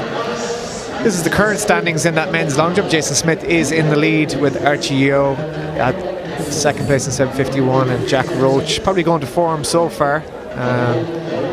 Irishmen will be looking to push themselves on a little bit more, but Siún Quinn just stops early. I don't know if that hand crossed the line. We'll have to get VAR on that one, but if she doesn't break the beam vertically, then she might have just got away with it. So she will get back to retry that attempt on her final attempt at 175. That men's 3,000 metres Cathal has kicked off and underway with another big crowd here in this one, and as you said, looking to get sub 8 minutes here, with Michael Murphy leading the pace through the first 200. Yeah, they've set off at a decent tempo, and everyone just getting themselves in order in this men's 3,000 metres. And I believe it is Magnus Øyen there of Norway who was slotted into, I think, second place, but we'll get a better look at them when they come around past us again. But they're moving at quite a good tempo here, and there are a number of men in here who have run in the 740s, 750s, and even Jackson Sharp has run in the 730s of Australia. He'll certainly be one to watch here, the 25-year-old. He ran 7:36 last year as they passed through 400 metres there, but didn't get the split. But just visually looking at this, you can see by the way it is strung out, that is a fast pace, because there is no one bunching up on anyone's shoulder here. They are strung out like the washing as they pass through 500 metres, and you can see why there, because the pace, I think this is just outside 60 seconds a lap, so it is moving along at quite the tempo here. There's Annie Stapleton in your picture-in-picture. She's in her final attempt at 175 and goes clear, keeps her competition alive, so that will be a good boost for her. It's not far off her season's best this year, so keeps her competition going. And it is Simas Bertasius of Lithuania who is in second at the moment, essentially the de facto leader, because it is the pacer out front as they come up towards 800 metres. Back in third is Miguel Angel Martinez of Spain. He's a 7:46 man at his best, and he should feature strongly here. And then back in fourth at the moment, just slotting in there in that grey kit, is Jackson Sharp, who is running for the Hoka NAZ Elite team, Northern Arizona, and he has run 7:36 as I mentioned last year, but season's best was run at the Maury Plant Meet back in March over in Melbourne. He ran 7:41 there, but now 5 men starting to separate themselves along with the pacemaker out front. That's Anabela Neto, the Portuguese athlete, has finished her competition there with just 170 on her card, so that's the end of her day at 175. She's the third athlete out. And it is 2 Irishmen in addition to the men I've mentioned already who are clinging on there, just a little bit of a gap opening, and it's on Cormac Dalton, the Mullingar Harrier, to try and bridge that at the moment. He's back in 5th place at the moment as we look at them, and just about 5-6 metres opening up between him and Jackson Sharp of Australia. And it is Niall Murphy, the Clare man.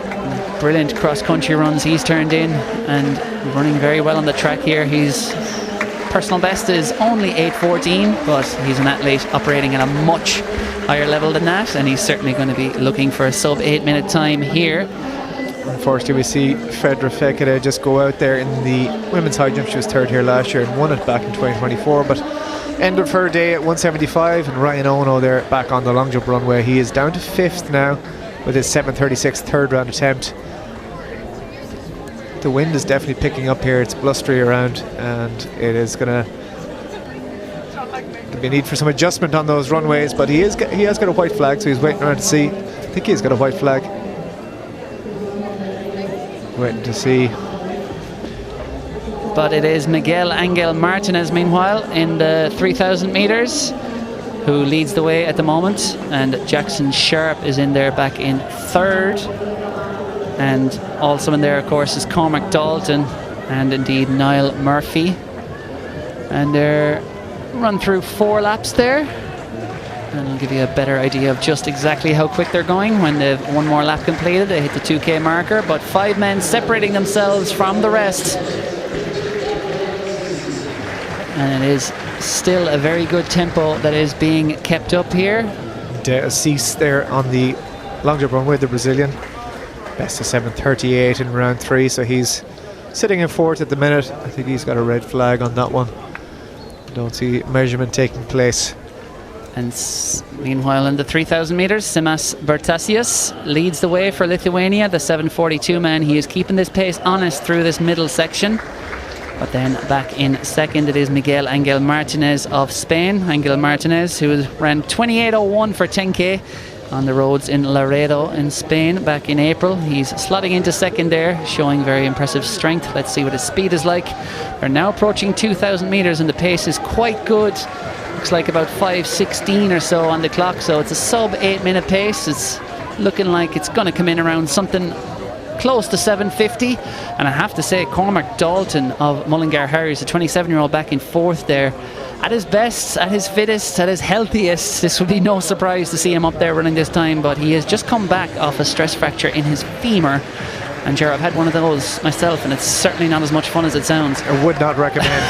But he was running very well earlier on this year, Cormac Dalton, on the roads over 10k, but missed a lot of the spring campaign. And is only back doing workouts a few weeks, I think. So Cormac Dalton is doing brilliantly here, back in fourth, hanging in with 2 laps to run. But out front, Miguel Angel Martinez, the Spaniard, says vamos with just under 2 laps to run, and he has the lead. Just those slow-mo replays there of Dana Keeley, her first failure at 178 or 180, it says on the live results.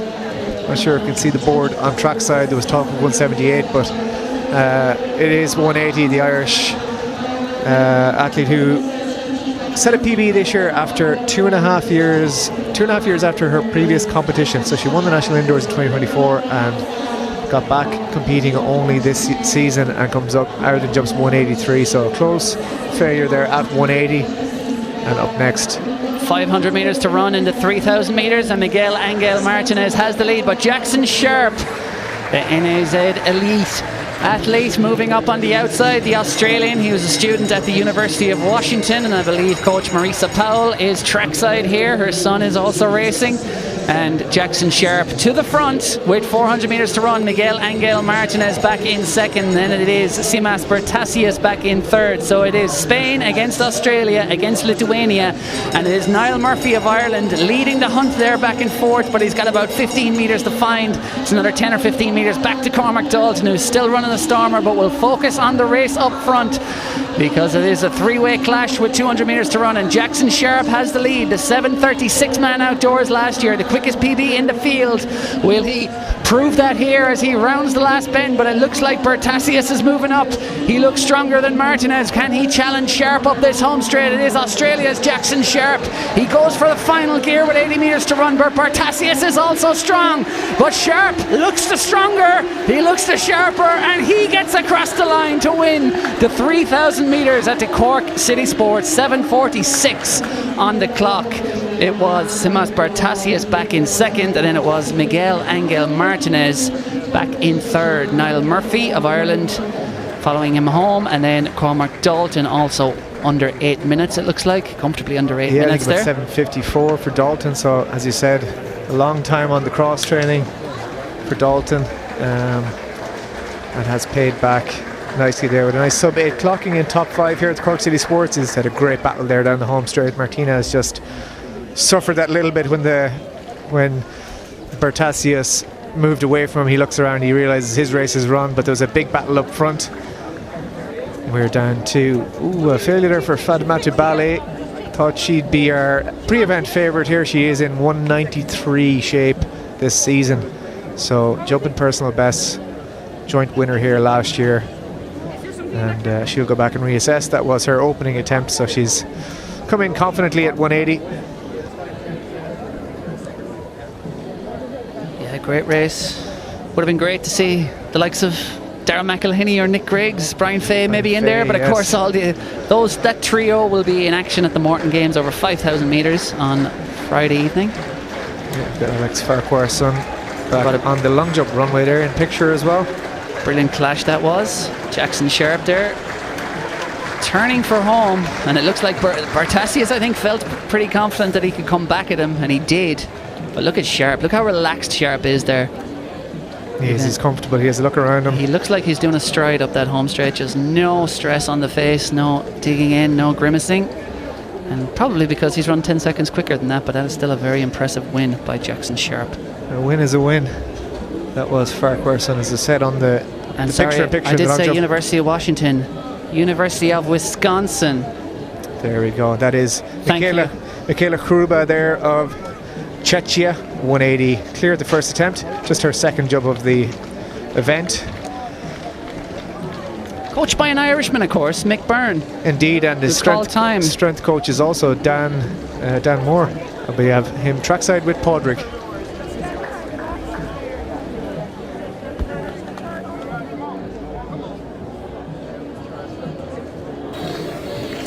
So joining me here at the finishing line now is Jackson Sharp of Australia, winner of the men's 3,000 metres. How are you feeling? Bit tired, but you know, not bad. Were you expecting that time? Honestly, yeah, I reckon it was going to be somewhere around there for the win, just with the field and the weather today. You have a busy week ahead of you. Yeah, I got a race. Well, I'm doing Morton on Friday, and then I head to Budapest for Tuesday. Do another 3k there, and then come games 2 weeks after that. You're looking forward to the Commonwealth Games? Oh, for sure. Yeah, and what distance are you doing? 5k. Yeah, so this is going to help in your preparation anyway, sharpen you up? I would definitely hope so, yeah. That was the plan. So Jackson, congratulations and best of luck in the Commonwealth Games. Okay. Thank you very much. Jackson still catching his breath after that one, Colin. He's not giving too much away to Padraig trackside, but happy to get his win. He's got Morton Games Cup next, as he said, and then 5,000 metres at the Commonwealth Games. As we were just saying, he's got 2 Irish coaches helping him along the way there. It always helps, doesn't it? Indeed. The great dynasty of Irish coaches. You think across the NCAA, the likes of John McDonnell and Ray Tracy, Mick Byrne, there are others. But yeah, look what happened there, Ger. My notes are so scribbled, I have doctor's handwriting. I read University of Wisconsin as Washington.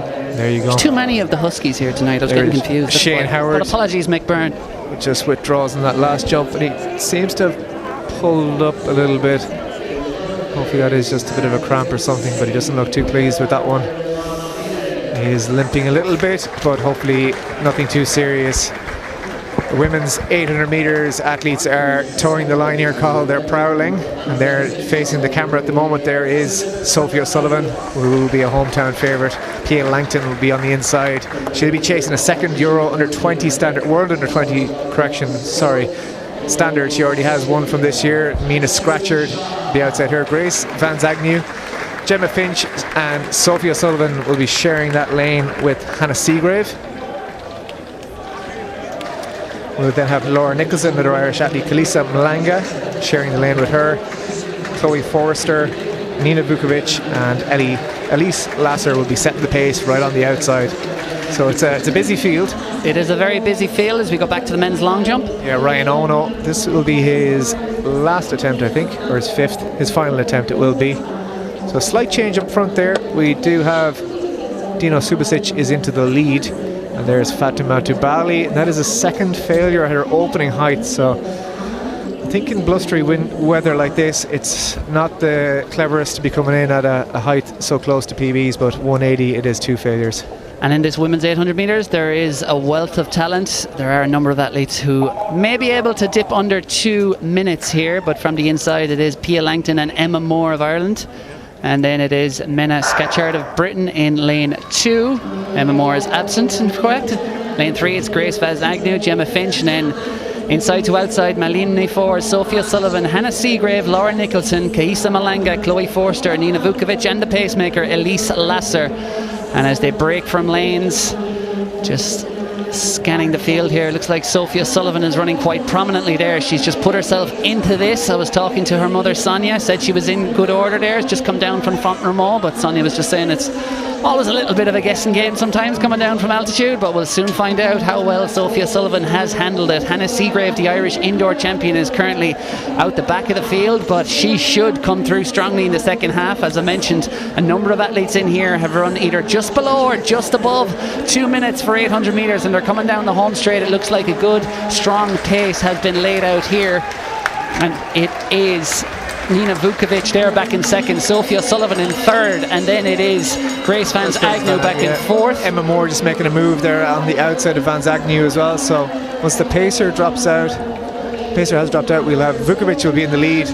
followed by O'Sullivan, by Van Zagnew and Emma Moore. So it is tight up front, and Vukovic just has about a 3 metre lead so far. Van Zagnew is now trying to make a move past Sophie O'Sullivan, and Emma Moore is going to go with her. O'Sullivan just struggling a little bit with 250 to go, so we're going to have 3 possibly going to break clear with 200, but Sophie is a dog and she will fight it out as we come around with 200 to go. Call just gets clipped a little bit there by Emma Moore. Yeah, she did, and that just cost her a few metres, and Emma Moore is running so strong here. The Galway City Harrier back in third, but it is still Vukovic, Nina Vukovic of Croatia out front, the national indoor record holder over 600 metres. She's got another long 100 metres to hang on here because Grace Van Zagnew is storming down the outside, and it looks like Van Zagnew might have enough. It's a death march down the last 50 here, and Vukovic digs in, the 24-year-old Croat. She's strong to the line. She's just outside 2 minutes. It is Van Zagnew back in second. Sophie O'Sullivan fought back, as always, up that home straight for third position, and pretty low 2 minute clocking, which is going to be a big season's best for her. Yeah, big time. It was Emma Moore and Laura Nicholson were neck and neck for fourth and fifth behind that, so we've got 3 Irish women in that battle at the front, but it was a really, really strong run out front for the winner. We see Fatima Dubali in a little bit of trouble here in this women's high jump. This is her final attempt at her opening height of 180, so she's trying to get a clap going from the crowd, and we will see if she can keep herself in this competition. Hopefully so, because she is one of the real class acts of the field. High punching, high knee stride, and she goes nicely clear on that one, and thankfully for that the crowd give her a big celebration, and she shakes her head. She knows she shouldn't have put herself in that position, but as these field eventers tend to be, a clutch performer and pulls it out of the bag with that third attempt at 180. So her competition will go on, and the bar will go up to 183. We see the home straight again here in that women's 100 metres or 800 metres. Nina Vukovic down for the win in 2 flat 41 from Grace Van Zagnew, and Sophie O'Sullivan from Emma Moore. That is Annie Stapleton. That was her final attempt at 180, just taking it off mid-jump. And we're down trackside with Louise, who is going to speak to Nina Vukovic, our 800 women's champion. And I'm here with Nina Vukovic, winner of the women's 800 metres. How did that feel? It feels amazing.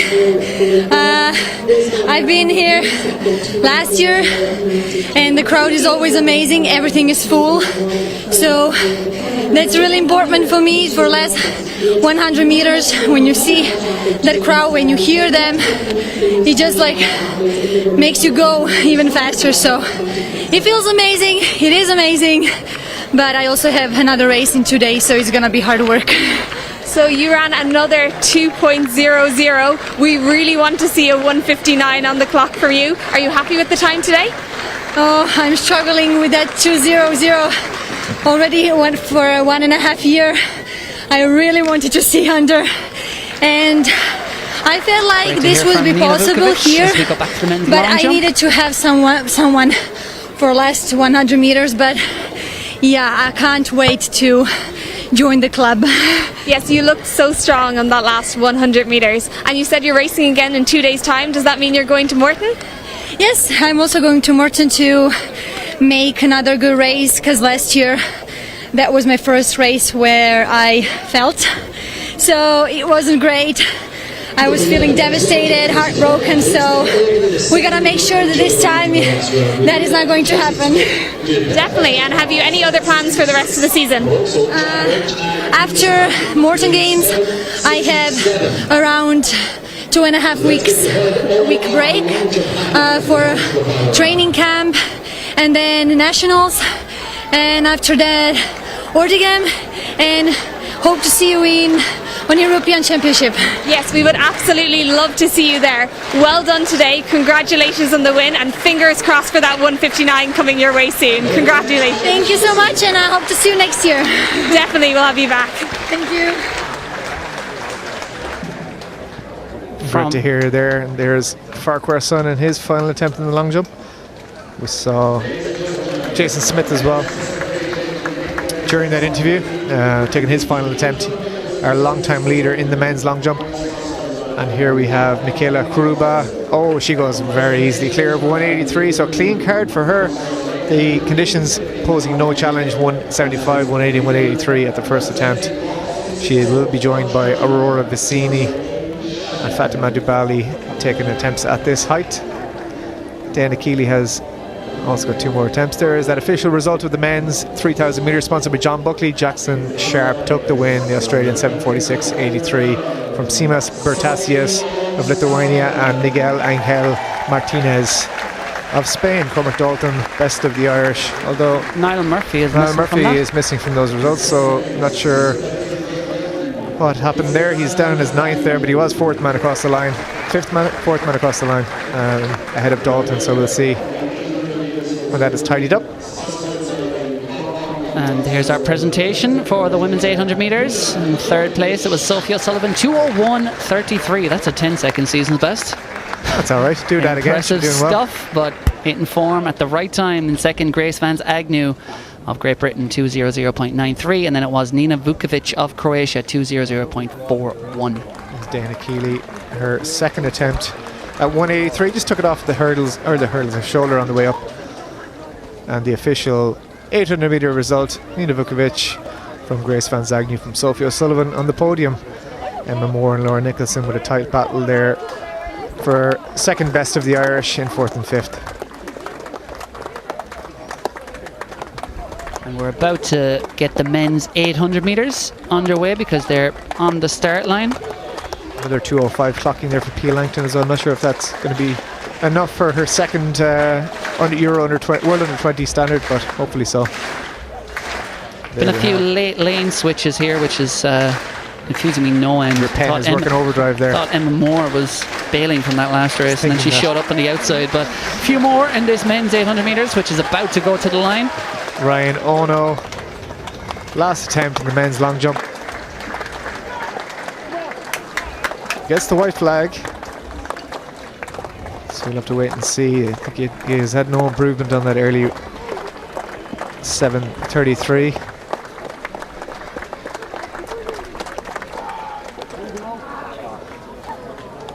We've got some early throws in the shop, but there's a foul. That's Nick Palmer, who'd be one of our favourites for that one. Ryan Ono, 7:36, has him in 6th at the minute, that jump we just saw.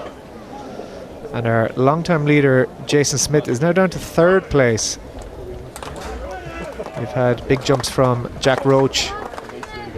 And we're on our marks in the men's 800 metres, so we will get straight back there. And they're off from the inside. David Garcia of Portugal, Jamie Phillips of Britain, Sean Dolan of the US, Garrett O'Toole of the US, Andrew Thompson of Ireland, Cathal Doyle of Ireland, Nathan Kremen of Ireland, and Mark Milner of Ireland also. And it is Sven van der Berg setting the pace at the moment. He's coming across from the outside, and that is Sean Dolan in the all-red strip, the 25-year-old American, former Villanova student, running for the Atlanta Track Club. He ran his personal best of 1:45.41 in March this year. That was indoors. He was 2nd at the US Indoor Championships, and of course ran at the World Indoors in Toronto. And he is pulling clear, and it is Jamie Phillips of Britain who's the only man looking to try to go with him at the moment, and no surprise because Phillips has also run 1:45 this year. The 20-year-old is going with what is quite a hot pace at the moment.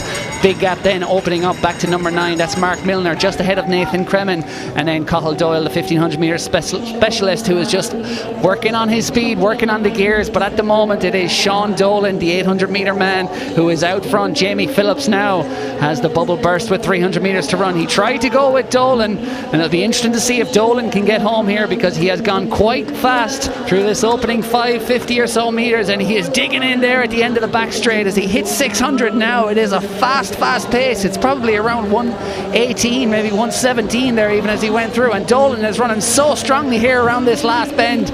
The Villanova graduate, he is powering into the home straight with a 10-12 metre advantage. It is David Garcia of Portugal coming through strongly now, but he's not going to get near the win. Cathal Doyle might get up for 2nd there. The Dubliner bouncing back to form in a big way, but Sean Dolan has run all over them here. 1:45.76. It was the Portuguese athlete David Garcia who got 2nd, and it was very close for 3rd between Cathal Doyle and Jamie Phillips. Yeah, Phillips I think just got up for it at the end, found that 2nd wind with 50 metres to go, so The battle all taking place behind the winner. Sean Dolan was away and clear, went with the pacemaker and never let up, and nobody could stick with him. Too hot to handle, and a comfortable win, 1:45.76 on the clock. Brilliant running there. Yeah, very impressive from Sean Dolan. There's Roach back in the long jump pit. He is now our leader, 7:67. He is 1 centimetre, or he's winning on count back at the moment. You just see that replay of the final 120 here, with Dolan storming away and clear, and Garcia had a good gap on the rest coming into the home straight as well. Cathal Doyle there in the Nike strip battling hard, but there was no doubting the winner. Dolan well across the line, and he is trackside now with Padraig. The finishing line is Sean Dolan of the United States, winner of the Cork City Sports 800 metres. How did that feel? Oh, it was good. Yeah. I just wanted to be aggressive today. That was the whole goal, and the win is great, but the whole goal is to be aggressive, and we did that today, so I'm happy with it. You're a world record holder. Yes, I am in the indoor 4x8. Yeah. There must be an Irish connection with that name. Way back when, yeah. Somewhere back my lineage, definitely from out here, but both my parents from the States, so happy to be a US citizen, representing them with the World Indoors this year. Yeah, so you had some very aggressive running there. What's your plan over the next few weeks? Off to Belgium tomorrow for another race, and then back to the US for the US Championships in a few weeks, so we'll be tuning up for that. So best of luck in the US Championships. Ladies and gentlemen, Sean Dolan, winner of the Cork City Sports 800 metres. Sean Dolan, a man with the very Irish name. And that was a very dominant performance there to take victory. Sean's dad, Steve, by the way, meet director of the Penn Relays, and he is in Cork this evening with his family. Thanks to the Stats Supremo, Pierce O'Callaghan, for that information. Also sending news that Pia Langton, who finished down the field in 10th in that women's 800 metres, but 2:05.72, that's a second standard for the youngster for the World Under 20 Championships. As we look back to the JCD group, women's 200 metres, 6 athletes will go to the line here, and my co-commentator coaches one of them. Jared O'Donnell has returned from his break. The nerves were getting too much, Ger, clearly. A comfort break. I was so uncomfortable sitting beside you here for that long. Well, you would be. It's been a long journey today to make it to Cork. There's been a lot of sweating. There'll be a lot more to come. A few more races. As we see Jason Smith there in the long jump as well. That long jump just took us adjustment just before the board, a lateral step to make sure he got it in cleanly. You see his competitors clapping alongside him there. And here is Dana Keeley. She is on her final attempt at 1:83, and it's not to be, unfortunately. That'll be the end of the competition for Dana, but battling it out with these world-class athletes is great to see, and having the season of her life, as I said, after over 2 years out there. Is Eric Favours, the Irish record holder in the shot put, gets a white flag, and here's attempt number 3. And Sean Dolan getting crowned the champion, men's 800 metres here at the Cork City Sports. Yeah, if there's one country you probably wouldn't want to be from in terms of having a nationals, trials and all that coming up, it's probably the US at the moment. It's the strength is quite scary. US 800 metre running. Indeed, and that's just at high school level. That's for sure. There is the official result. Sean Dolan and David Garcia holding on for that second place from fast finishing Jamie Phillips. He went through it in that one, up and down, and Cathal Doyle in fourth, best of the Irish. Said that shot put competition is taking place in the background. They're on their third attempts there, just Nick Palmer and Victor Peterson to go in that one. Said you can hop on to the corkcitysports.ie to get the link to the live results for that, or indeed onto trackathletes.ie where you'll find that and much more. And on screen here our current results. We have Nick Palmer in the lead, just shy of that 20 metre mark, 1998 from 1997 of Christopher Licata of the USA. Joe Licata's brother goes in this one too. He's at 3 fouls so far, unfortunately. See there down in last place currently, and the Irish record holder Eric Favours. There's Peterson just taking his third round attempt on the screen. As we said, he's 5th at the World Indoors this year, silver at the European Indoors last year, and back over to our high jump. Bally will take her attempt at 183. And she is clear. Gives a little round of applause to herself, as she should. She is back in this competition. In fact, that's 186. Keely had skipped, Dana had skipped after 2 attempts at 183 and on to her final attempt at 186, but Fatima Dibali skipped 183 in fact, and it goes clear at 186, so she is back in the competition. There we go, this is what I was talking about. How close is that? Jason Smith was sitting in the lead the whole way through with that 7.66. Roach usurped him, and as did Dino Subasic, and on countback it is the man from Great Britain, Jack Roach, takes the title here at the Cork City Sports, the Aon long jump for men. Brilliant competition there. Yeah, we've had some brilliant field action this evening, and you know, especially the hammer enthusiast in me, and you know I have a big one in me, Ger. You do. Stretching back so far to the great Dr. Pat, honour the legend of Irish athletics. But anyway, it's great to see the hammer take centre stage, because so often it's cast to an outside field, sometimes due to safety concerns, but often not. But it's great to have had it as the showpiece event at the Cork City Sports, both in terms of local stars and indeed the best athlete overall at the Cork City Sports, a 3-time global champion. Yeah, absolutely. And I said that pitch here has broken new ground. In fact, it was an Irish all-comers record for Cameron Rogers, the furthest throw we've ever seen in Irish soil, at 76.16. So huge performance and true world class athletics here at the Cork City Sports. Yeah, and the next event up on track is going to be the men's mile. And I don't mean to put the pressure on, but I'd be devastated if multiple men don't obliterate 4 minutes given the conditions. Just a roundup of our Sport Ireland women's pole vault results there on the screen. Linda Bryce, Maeve Corkery, and Katrina Whelan-Curtin, and Olive Berger, in fact, sharing that third place. Ron O'Shea and Hannah Coffey. Cork Kerry Affair.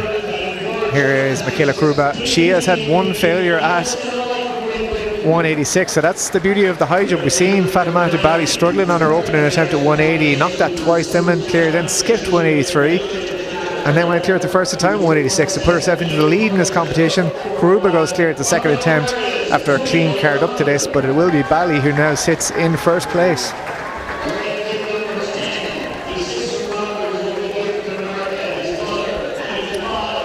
They are the last two athletes remaining in that.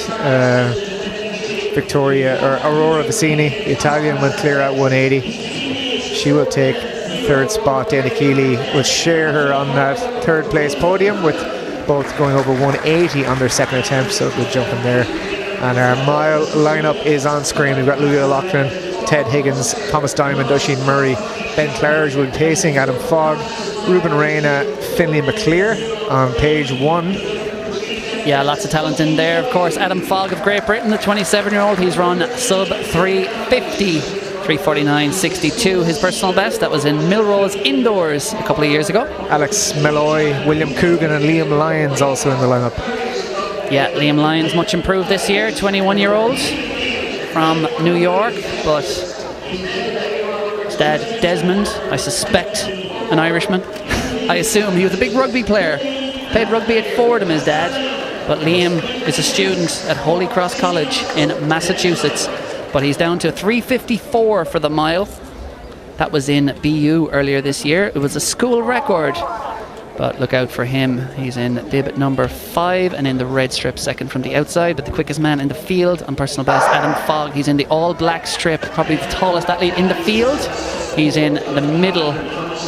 And we'll see just how quick they can go here in the black and white stripes there. That's Ted Higgins there on the inside. He's just slotting in behind the pacemaker, and Adam Fogg now just moves around his fellow British athlete and slots in behind the pace. And it is a pretty steady, it's a controlled pace, it's a sensible pace. I don't think they're going to go too crazy here. Something around the 3:55 mark perhaps you'd expect to lay down, but they are beautifully settled into single file here. It is a good size for a mile field. I think 10-11 athletes in here in total. None of that 17 or 18 athletes on the track as we've seen at many other events. It tends to create a bit of carnage, but as you can see, they're all pretty much in single file here. And it is Adam Fogg there back in second at the moment, and it is Ted Higgins, his fellow Brit, back in third. Then it's Ruben Reina, the American, the 23-year-old. Look out for him. He'll be strong here as well. Transferred from the University of Arkansas to University of Washington. And he's been in great form as well. His personal best of 3:52.40 was won in January this year in that oversized track they have up there at the University of Washington. We just saw the in picture there, failure of Kuruba in the high jump. That's 189. Both athletes, herself and Bally, have both knocked out at the first attempt, so 2 more attempts at 189 to see who can take that. It is Bally who takes the lead at the moment on countback. Yeah, but here we go. They're starting to wind it up, if anything. But you can see the group is splintering as we approach halfway here. The pacemaker has done a brilliant job, but now it's going to be down to Adam Fogg, the British athlete. Will he push it on when the pacer steps aside, or will they start to look at each other? It is Ted Higgins just tracking him back in second. And then it is Ruben Reina back in fourth, and then William Coogan in the black and red stripes. He's back in fifth as we look at them at the moment, but the pacemaker will be stepping aside soon enough, and we'll see how it shakes out, because it looks like 4 men have broken clear of the rest of them. It will take a big move from someone else in behind to bridge that gap, even though it's only about 8 meters at the moment. But Adam Fogg ahead of Ted Higgins. Then it is Ruben Reina, and then it is William Coogan. He's never broken 4 minutes. The American William Coogan, 4:01.00 his best, but he is hanging on here, and he is going to smash the 4-minute barrier, because at 500 meters to run, there's 2:42 on the clock, so they're well under 4-minute pace, and they will pick it up from here. So Adam Fogg, formerly of Drake University, the Coventry and Godiva Harrier, he is in front with 400 meters to run, but he has threats lining up. Yeah, Reina just moves up to the second place there through the bell, just cuts in a little bit quickly, but he's doesn't impede. He's later on the back of that vest, and he is sitting on Fogg. He is happy out there. He's got a second pacemaker doing the work for him. We come with 300 meters to go, 3:11 on the clock, and it is Fogg still holding on strong out front. It's going to be quick, but it is Fogg from Reina from Higgins at the moment, and we've got a challenger come up there in 5th place. Call, just trying to see who that is on the vest, but we've got a big charge on with 200 meters to go there. Yeah, Fogg is going to have to kick it in, because there's threats coming from behind, but Fogg has been in control of this race really from the outset. He has assumed pole position behind the pacemaker. He pushed it on, and he is pushing harder than ever now with 100 to run. But here comes Ted Higgins out into lane 2, that lane of high hopes, but in the middle, splitting them, is Ruben Reina, the American who went out in the heats of the NCAA Championship, but he's going to come home firmly in front at the Cork City Sports. 3:54 on the clock. Ruben Reina reigns supreme in the last 100 in Cork. Ted Higgins it was coming through for second, or Adam Fogg there, and it was quite close there. It was. They were your top 3. And chop and change up the home straight. And then I think it was Liam Lyons, it was in the red, of course. We mentioned him on the start line, but he was the man in red who was charging in that last 300. Yeah, he'll also be well below 4 minutes. Look to be around 3:56 or so for Lyons. And we see Fatima Bally here. She's on her final attempt, and she's down to second place because Michaela Kuruba, the Chechi athlete, has gone clear at 189 here. So brilliant performance. Meet record is 192, so if she pushes on to another height, she could equal that or try and go 1 centimeter past if she's aware of it. But Bally here, her final attempt, and it is no good, unfortunately. So it is second place. She was a joint winner here last year with her fellow competitor from today's competition, Andy Stapleton, but has to settle for second. It was a good battle. It started off a little bit ropey for her with 2 failures at her opening height, but pushes on and gets a nice 186 clearance here at the Cork City Sports. That's sponsored by MMOS, that women's high jump. As we see a replay of that. Yeah, Fogg, the long-time leader there from behind the pacemaker, the tall man, the black singlet on the inside. But once he came into the home straight, he had a lot of work to do to stay with these men out front, and it was a huge run there from Reina. Looks around him there with 30 to go. Very comfortable. And then it was Higgins and Fogg. And in that black and red strip, William Coogan there.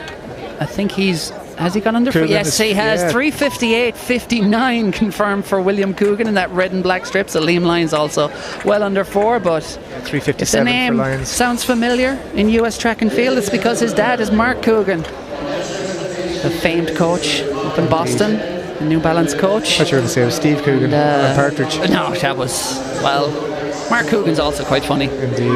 One of the real nice guys in coaching and one of the really great guys in the sport, but he's also a good dad, clearly, because he's brought up his son well to go under 4 minutes for the mile, which I'm sure was his only goal. Absolutely. For young William. The main goal, as always. But now, well done to William Coogan. First time under 4 minutes there, as we see confirmation back in 5th, 3:58 for him. Liam Lyons, brilliant run by him. In 4th, 3:57. And it was Adam Fogg, Ted Higgins, and Ruben Reina. Those were your top 3 in the Cork City Council mile.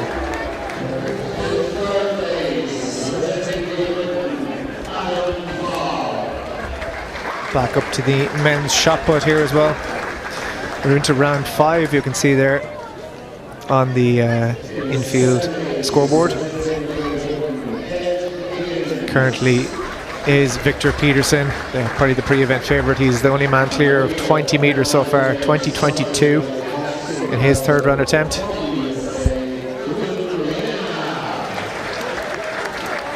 Let's see what we can go out to here. It's Piers Cameron. His best so far of 18:68. Came in round 3. Stays in the sector. And he gets the red flag, so he must just clip the top of the board. You just see Ian Shaw, the official there, telling him he is just slightly outside. And there are our top 3 in that men's mile. And I spoke of dads. I've been sent another text by another of my American informants who are kindly supplying some information. But Ruben Reina's dad was a US Olympian and World Championship competitor. Not bad. Thank you to Paul Merke over on the West Coast and Stephen Haas, wherever you are in the world at the moment, who passed on some information on some of our American visitors. I hope you're all enjoying the coverage from the 72nd Cork City Sports, and plenty more action to come over the next 20 minutes. Distance fans, I'm sorry to let you down, but distance action is complete. However, 200 metres is also a distance, and we have the women's 200 metres coming up in about 5 minutes time, and then we have some cracking men's 200 metres, of course, featuring the Irish record holder Sean Ibobo. But next up on track in less than 5 minutes, the women's 200 metres, and they are standing behind their blocks. Introductions will be incoming soon. But firstly, trackside with Podrick is our mile winner.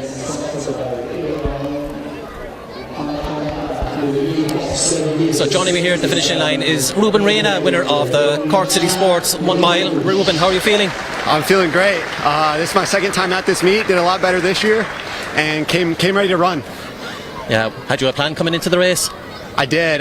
Just sit back, relax, and hold my legs together till the last straightaway and let it rip. So there's more in there? Maybe, a little bit. Yeah, where are you going next? I'll be racing in Belgium on the circuit. I have 3 more races planned: Kortrijk, Liège, and Houston, and it should be good. So you're looking forward to that. Where do you think you can go with the mile or the 1500 metres? I hope to be competing with the best in the world and just keep working hard to get there. Good, so we look forward to seeing you back at the Cork City Sports next year with a better personal best time. Thank you, Ruben. Thank you for having me. Ruben Reina, great to hear from him. Been told that his dad was also Ruben Reina. There you go. Not even a junior on the... No. Could have just called him junior for that whole race, would have been much easier. That must get very confusing in the household when someone calls out Ruben. Indeed. We're down to 3 races to go, just 3 by 200 metres on track, and that shot put also going ahead, but women's 200 metres up first, and then 2 rounds of men's 200s.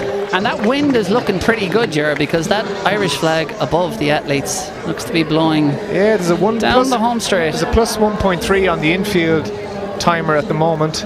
Whether that is when that was taken, I don't know, but just looking at the long jump windsock closer to the crowd, seems to be blowing gently as well.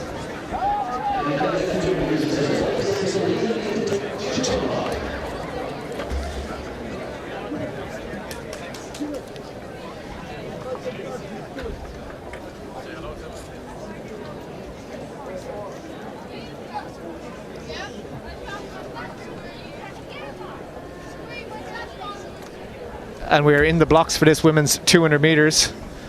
See the start list on the screen there. Falvey, Bergen, Becker, Simmons, Obajiaku and McCann. The women's 200 metres is underway, and we'll be looking out for those athletes in the middle lane. And Becker is out very well there strongly, as is Simmons. We've seen her on the podium in the women's 100 metres earlier today. So it's Becker into the lead in the home straight from Simmons. It's going to be a battle up down the home straight. Simmons is bounding down past Becker at the moment, and outside her Obajiaku, but it is going to be 23.34. It's a legal win, plus 1.6 for Aaliyah Simmons. So brilliant run there for the British athlete from Sophie Becker. She'll be just outside her season's best, I think, of 23.43, but a good run all round. The favourable conditions, it has dropped temperature wise a little bit, but after a warm up it's probably ideal, and that tailwind being perfectly legal for them. And there's a great performance there. Becker setting the tone out to 120, 130, and Simmons bounding up the home straight. She has that nice warm up from the 100 metres earlier on today, and a good double podium visit for Aaliyah Simmons. This is going to be a meet record if it goes clear. It's Michaela Hurba, Chechi athlete. She is out on her own at the moment, but this one is no good again, unfortunately. So she will have one more attempt at 193, try and break that. You can see the flag. The red flag is blowing strong towards the high jumpers. We'll just get another look at that women's 200 metres. We said Becker there in the sleeves in the middle, the Irish Olympian fourth with that 4x4 relay in Paris. Putting it up to Aaliyah Simmons on the bend. She got out hard, didn't she, Becker, did. The first 100. She really did go for it. She set it up really, really well, and you can see here 80 to go. Simmons just trying to work off her, and on the outside there, Amanda Obajiaku, she's a 23.6 athlete at her best as well. She's just trying to struggle a little bit, and Rachel McCann on the outside, another Irish Olympian, may have snuck up there for the third spot, but great running out front, great running all around, but a great race out front from a battle between Becker and Simmons. We're still waiting on the official results, but it seems to be Simmons 23.33 from Becker 23.67, and Obajiaku did hold on. It's the same time as Rachel McCann, but both sneak under the 24, 23.96 for both of those athletes. So great run. Katie Bergen 24.09 and Hannah Falvey 25.93. And we do have Padraig catching up with our long jump winner earlier, and we will hear that now. So joining me here at the finishing line there is Jack Roach of Great Britain. He just won the long jump competition with a best jump of 7.67. How are you feeling? Oh, buzzing. Yeah, buzzing. Yeah, this is my third time in Cork, and I love it. The crowd's unreal. Like, you know, you don't even have to get a clap going, and they're behind you the whole time. It's unreal. You had a very consistent series of jumps. Were you expecting 7.67 this evening? I honestly know. My season's been so up and down that if I piece everything together, it could be really good, but it's not quite happened yet. So it's nice that it kind of came together, but I'm still looking for a bit more by the end of the year. Yes, and you won on countback, so that was quite important. Where are you off to next? So I'm going back up home. So I'll go back to England. I'm based in the Midlands, but I'll go back up to Newcastle for a few days and relax, and then I haven't got anything planned yet. I need to maybe get a solid kind of 3-4 week block in, work on some stuff, and then find some more competition somewhere. So you wish you the best of luck, Jack, and congratulations on winning the long jump. Thank you very much. Thank you very much. Thank you. Yeah, thanks. Great interview with Jack Roach there, the winner of the men's long jump. Some nice scalps in that, as I said. Jason Smith 8/10. I think it was 8:13, windy earlier this week, and his compatriot at the GB Champs, Yo, with 8:06, so it takes the scalps over those. And there is our official 200 metres results. The JCD Group 200 metre women. Aaliyah Simmons 23.33 from Sophie Becker 23.67, and Amanda Obajiaku just holding off the really fast finishing Rachel McCann. That'll be very close to Rachel's PB 23.96 from Katie Bergen, who was based on this very track, and Hannah Falvey, the Balguli athlete, in 6th. Clouds are getting dark overhead, but nothing gloomy about our outlook for these final two races. Yeah, Michaela Kruba no good on that final attempt of the stadium record, or meet record rather, of 193, but she is our champion, 189, the Chechi athlete from Fatimatu Bali, and Aurora Vicini and Dana Keeley, of course. That is a joint third place. No jumped offs here. So There's Eric Favors, his 6th attempt. He gets a red flag, unfortunately, in that one.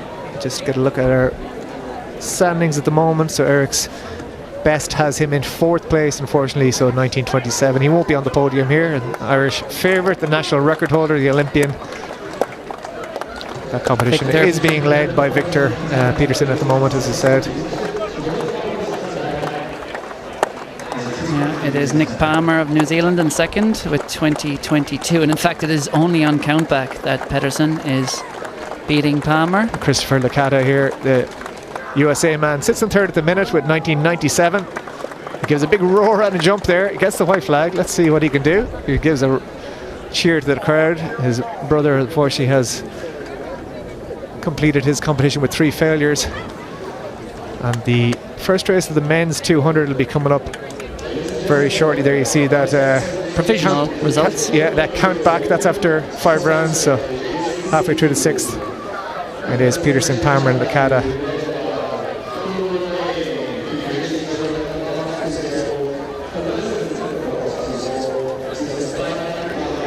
Two 200 metres to come. So we've got men's race 1, followed by the men with the faster season's bests, at least, in race 2. Raekwon Luciano goes in 2, Emmanuel Akinroli in 3. Ryan Mulholland in, sorry, lane 3 is skipped on that one, so Akinroli in 4, Mulholland in 5. Brian Faust of the USA goes in 6, Dubamama in 7, and Kieran Carthy on the outside in lane 8. It'll be an interesting one to see.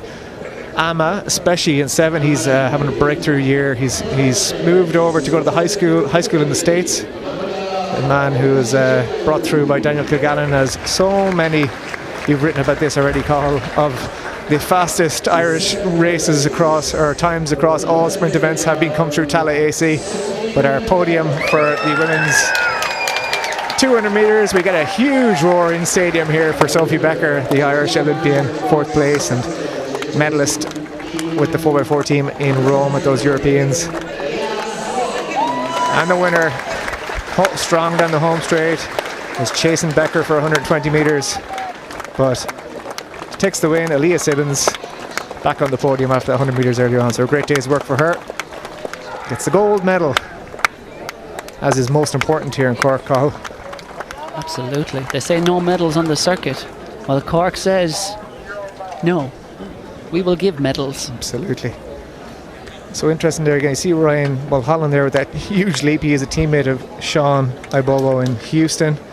He starts that relay team for them. He is now listed as Ireland. Let's see what he can do here. The wind is favourable, 1.6 in that women's 200. But I was saying Dubamama will be off to Oregon for the World Under-20s later this summer. He is having a breakthrough after that move to go to high school in the States this season. He goes in lane 7. Brian Faust, a very, very strong 200 metre runner as well, in the purple one piece. He's a 45.5 man over 400, and Faust does get out well, but Amma on the outside in 7 and Kieran Carthy are moving very, very well at the moment, as is Ryan Mulholland the inside. So Mulholland coming through now in that sleeve. What can he do up the home straight? He's strong over the 100. We saw him earlier today. And Faust, that 400 metre man, can he bring that strength through? Amma coming through on the outside, but it's going to be Faust who's going to get it from Amma, from Mulholland, 20.76. That'll be very, very close to a personal best for Dubamama as well. If he can sneak under that. He ran 21.02 at the Irish Under-20 Championships last weekend, securing his place on the plane for Oregon, and that is going to be very, very close. But a great run there from Ryan Mulholland, or from Brian Faust rather, 20.76 to take the win in race 1. So it'll be interesting to see the times across these two races. They won't be far off that for top 3, I think, here this evening. But we do have a stacked race coming up with athletes running those times all over the circuit this season. We have Louise down trackside now with our 200 metre winner Aaliyah Sibbons, and we'll hear from them. So I'm here with Aaliyah Sibbons, woman of the JCD Group Women's 200 metres in a season's best time of 23.33. Tell me, how did that race feel? Yeah, it felt good. Definitely felt strong coming off the bend. I think that's one of the things that I've been trying to work on. Doing a lot of hundreds. I was in the last 100 race today as well, which was good. But yeah, with the 200, it's just about trying to hold the speed.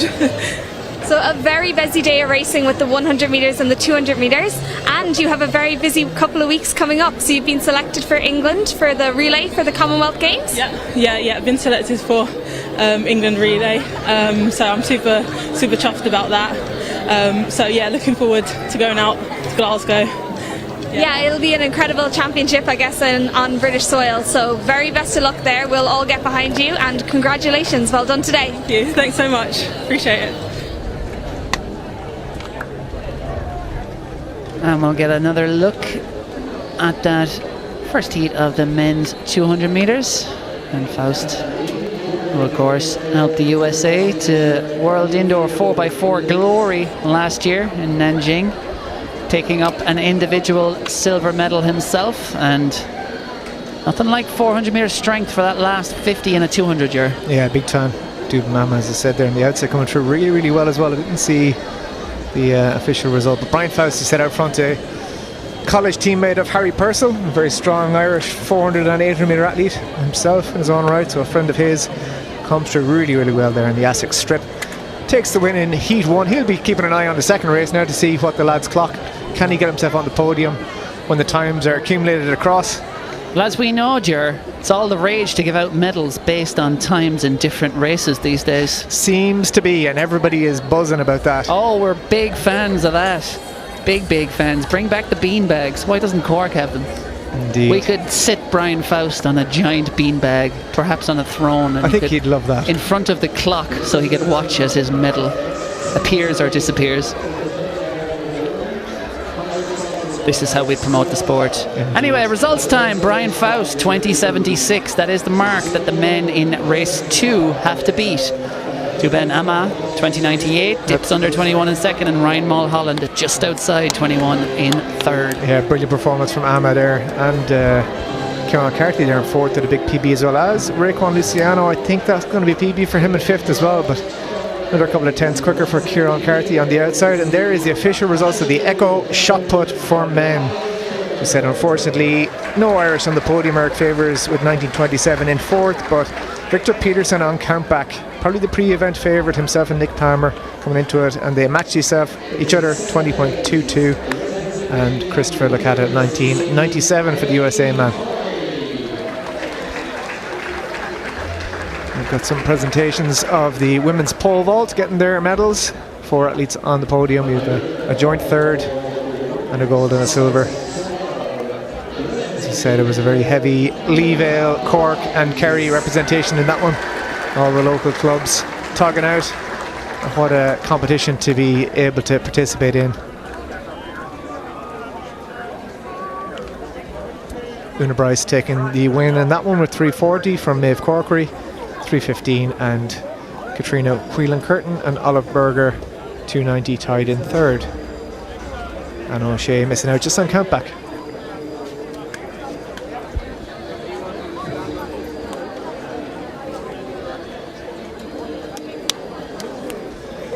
Final race of the day is coming right up, our 200 metre men's race 2. What's it going to be? The wind has flipped and is perfectly favourable for these men now. On the inside, Gabriel Maia of Portugal. Adam Murphy goes in 3 for Tinner Island. Ian Kerr, Bahamas, in 4. We saw him in the 100 metres earlier on.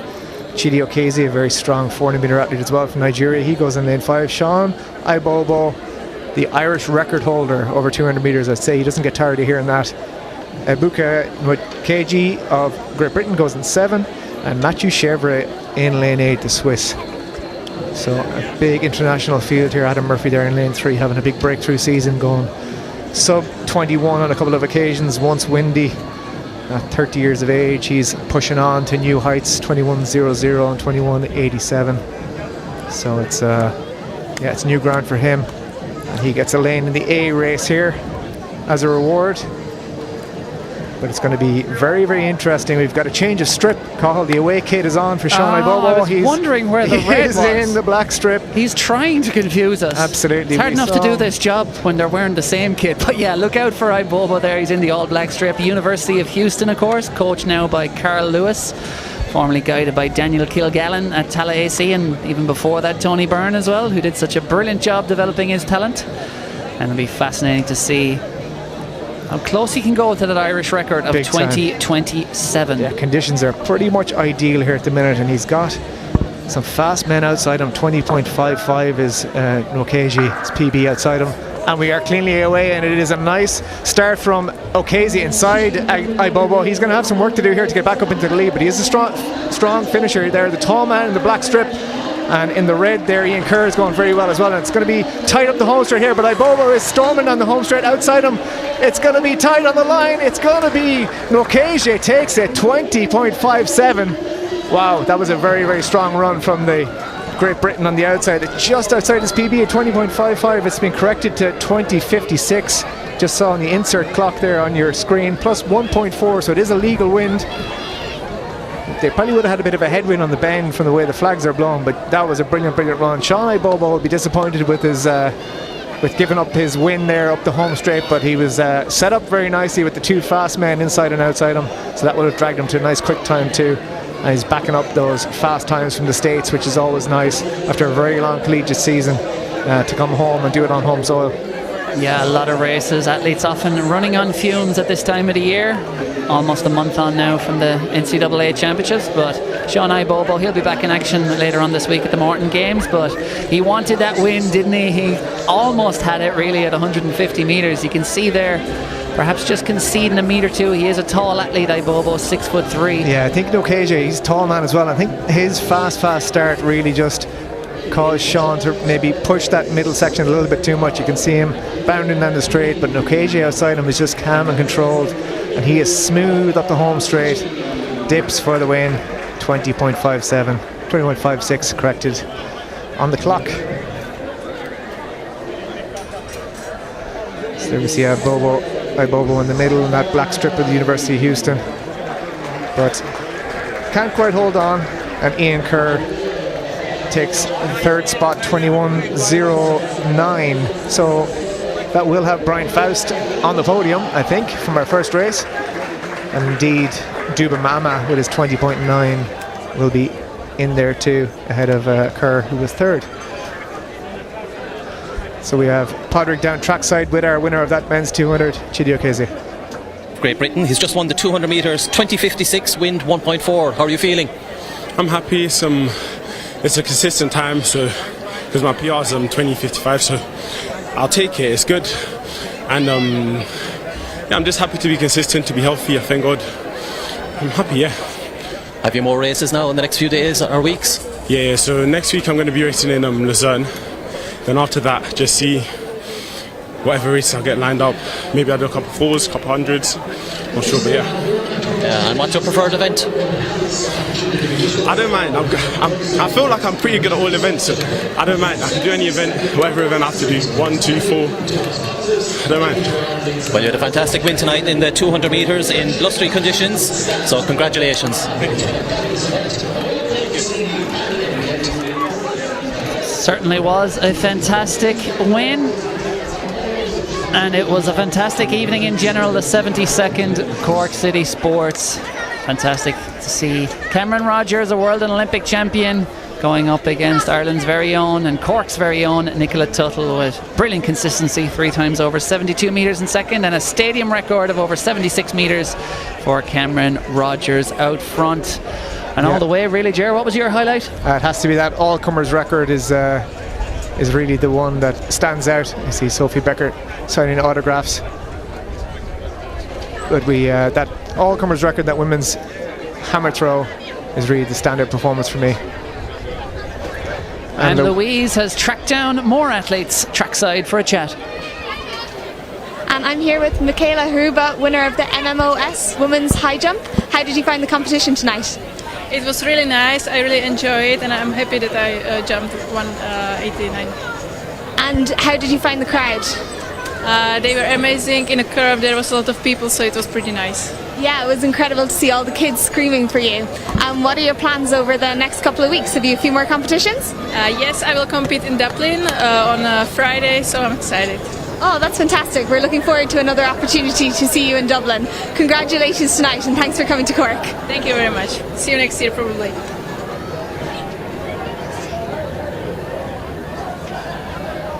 Great to hear from Michaela Hruba there, our women's high jump winner. And there's the official result of race 2. Ebuka Nwakaji and Sean Ibobo. Top 2 in that one. I think Brian Faust will join them on the podium. His 20.76 from the first race. And I think we have talk with our shot put winner down trackside as well. So joining me here is Victor Peterson of Sweden, winner of the men's shot put sponsored by the Echo 2022. Are you happy with that? I'm pretty happy. It was like a stable meet. I got many throws in the same area, so it's stable. I didn't really get like the far one that I'm looking for, but I feel like it's a right step in the right direction. Yeah, and what's coming up in the next few weeks? I'm going to Dublin, then we have Nationals at home, and then the Europeans Cup in Birmingham. So a busy few weeks. So what do you think you control? Sorry? What do you think you control? If everything's right. I don't know. I don't want to set the limit to myself. I know I can do a lot more, so we just have to see and wait. So we wish you the best of luck in the upcoming competitions. Victor Peterson, winner of the Echo men's shot put. Thank you. Thank you very much. Yeah, great to hear from Victor Peterson there. And Cathal, we heard Michaela Kruba there saying she's off to Morton Games, as many athletes are on Friday. So after a fantastic Cork City Sports, that's where me and you will be once again. We see Sophie Becker with her adoring fans, but a fantastic Cork City Sports once again. They brought the goods, the athletes.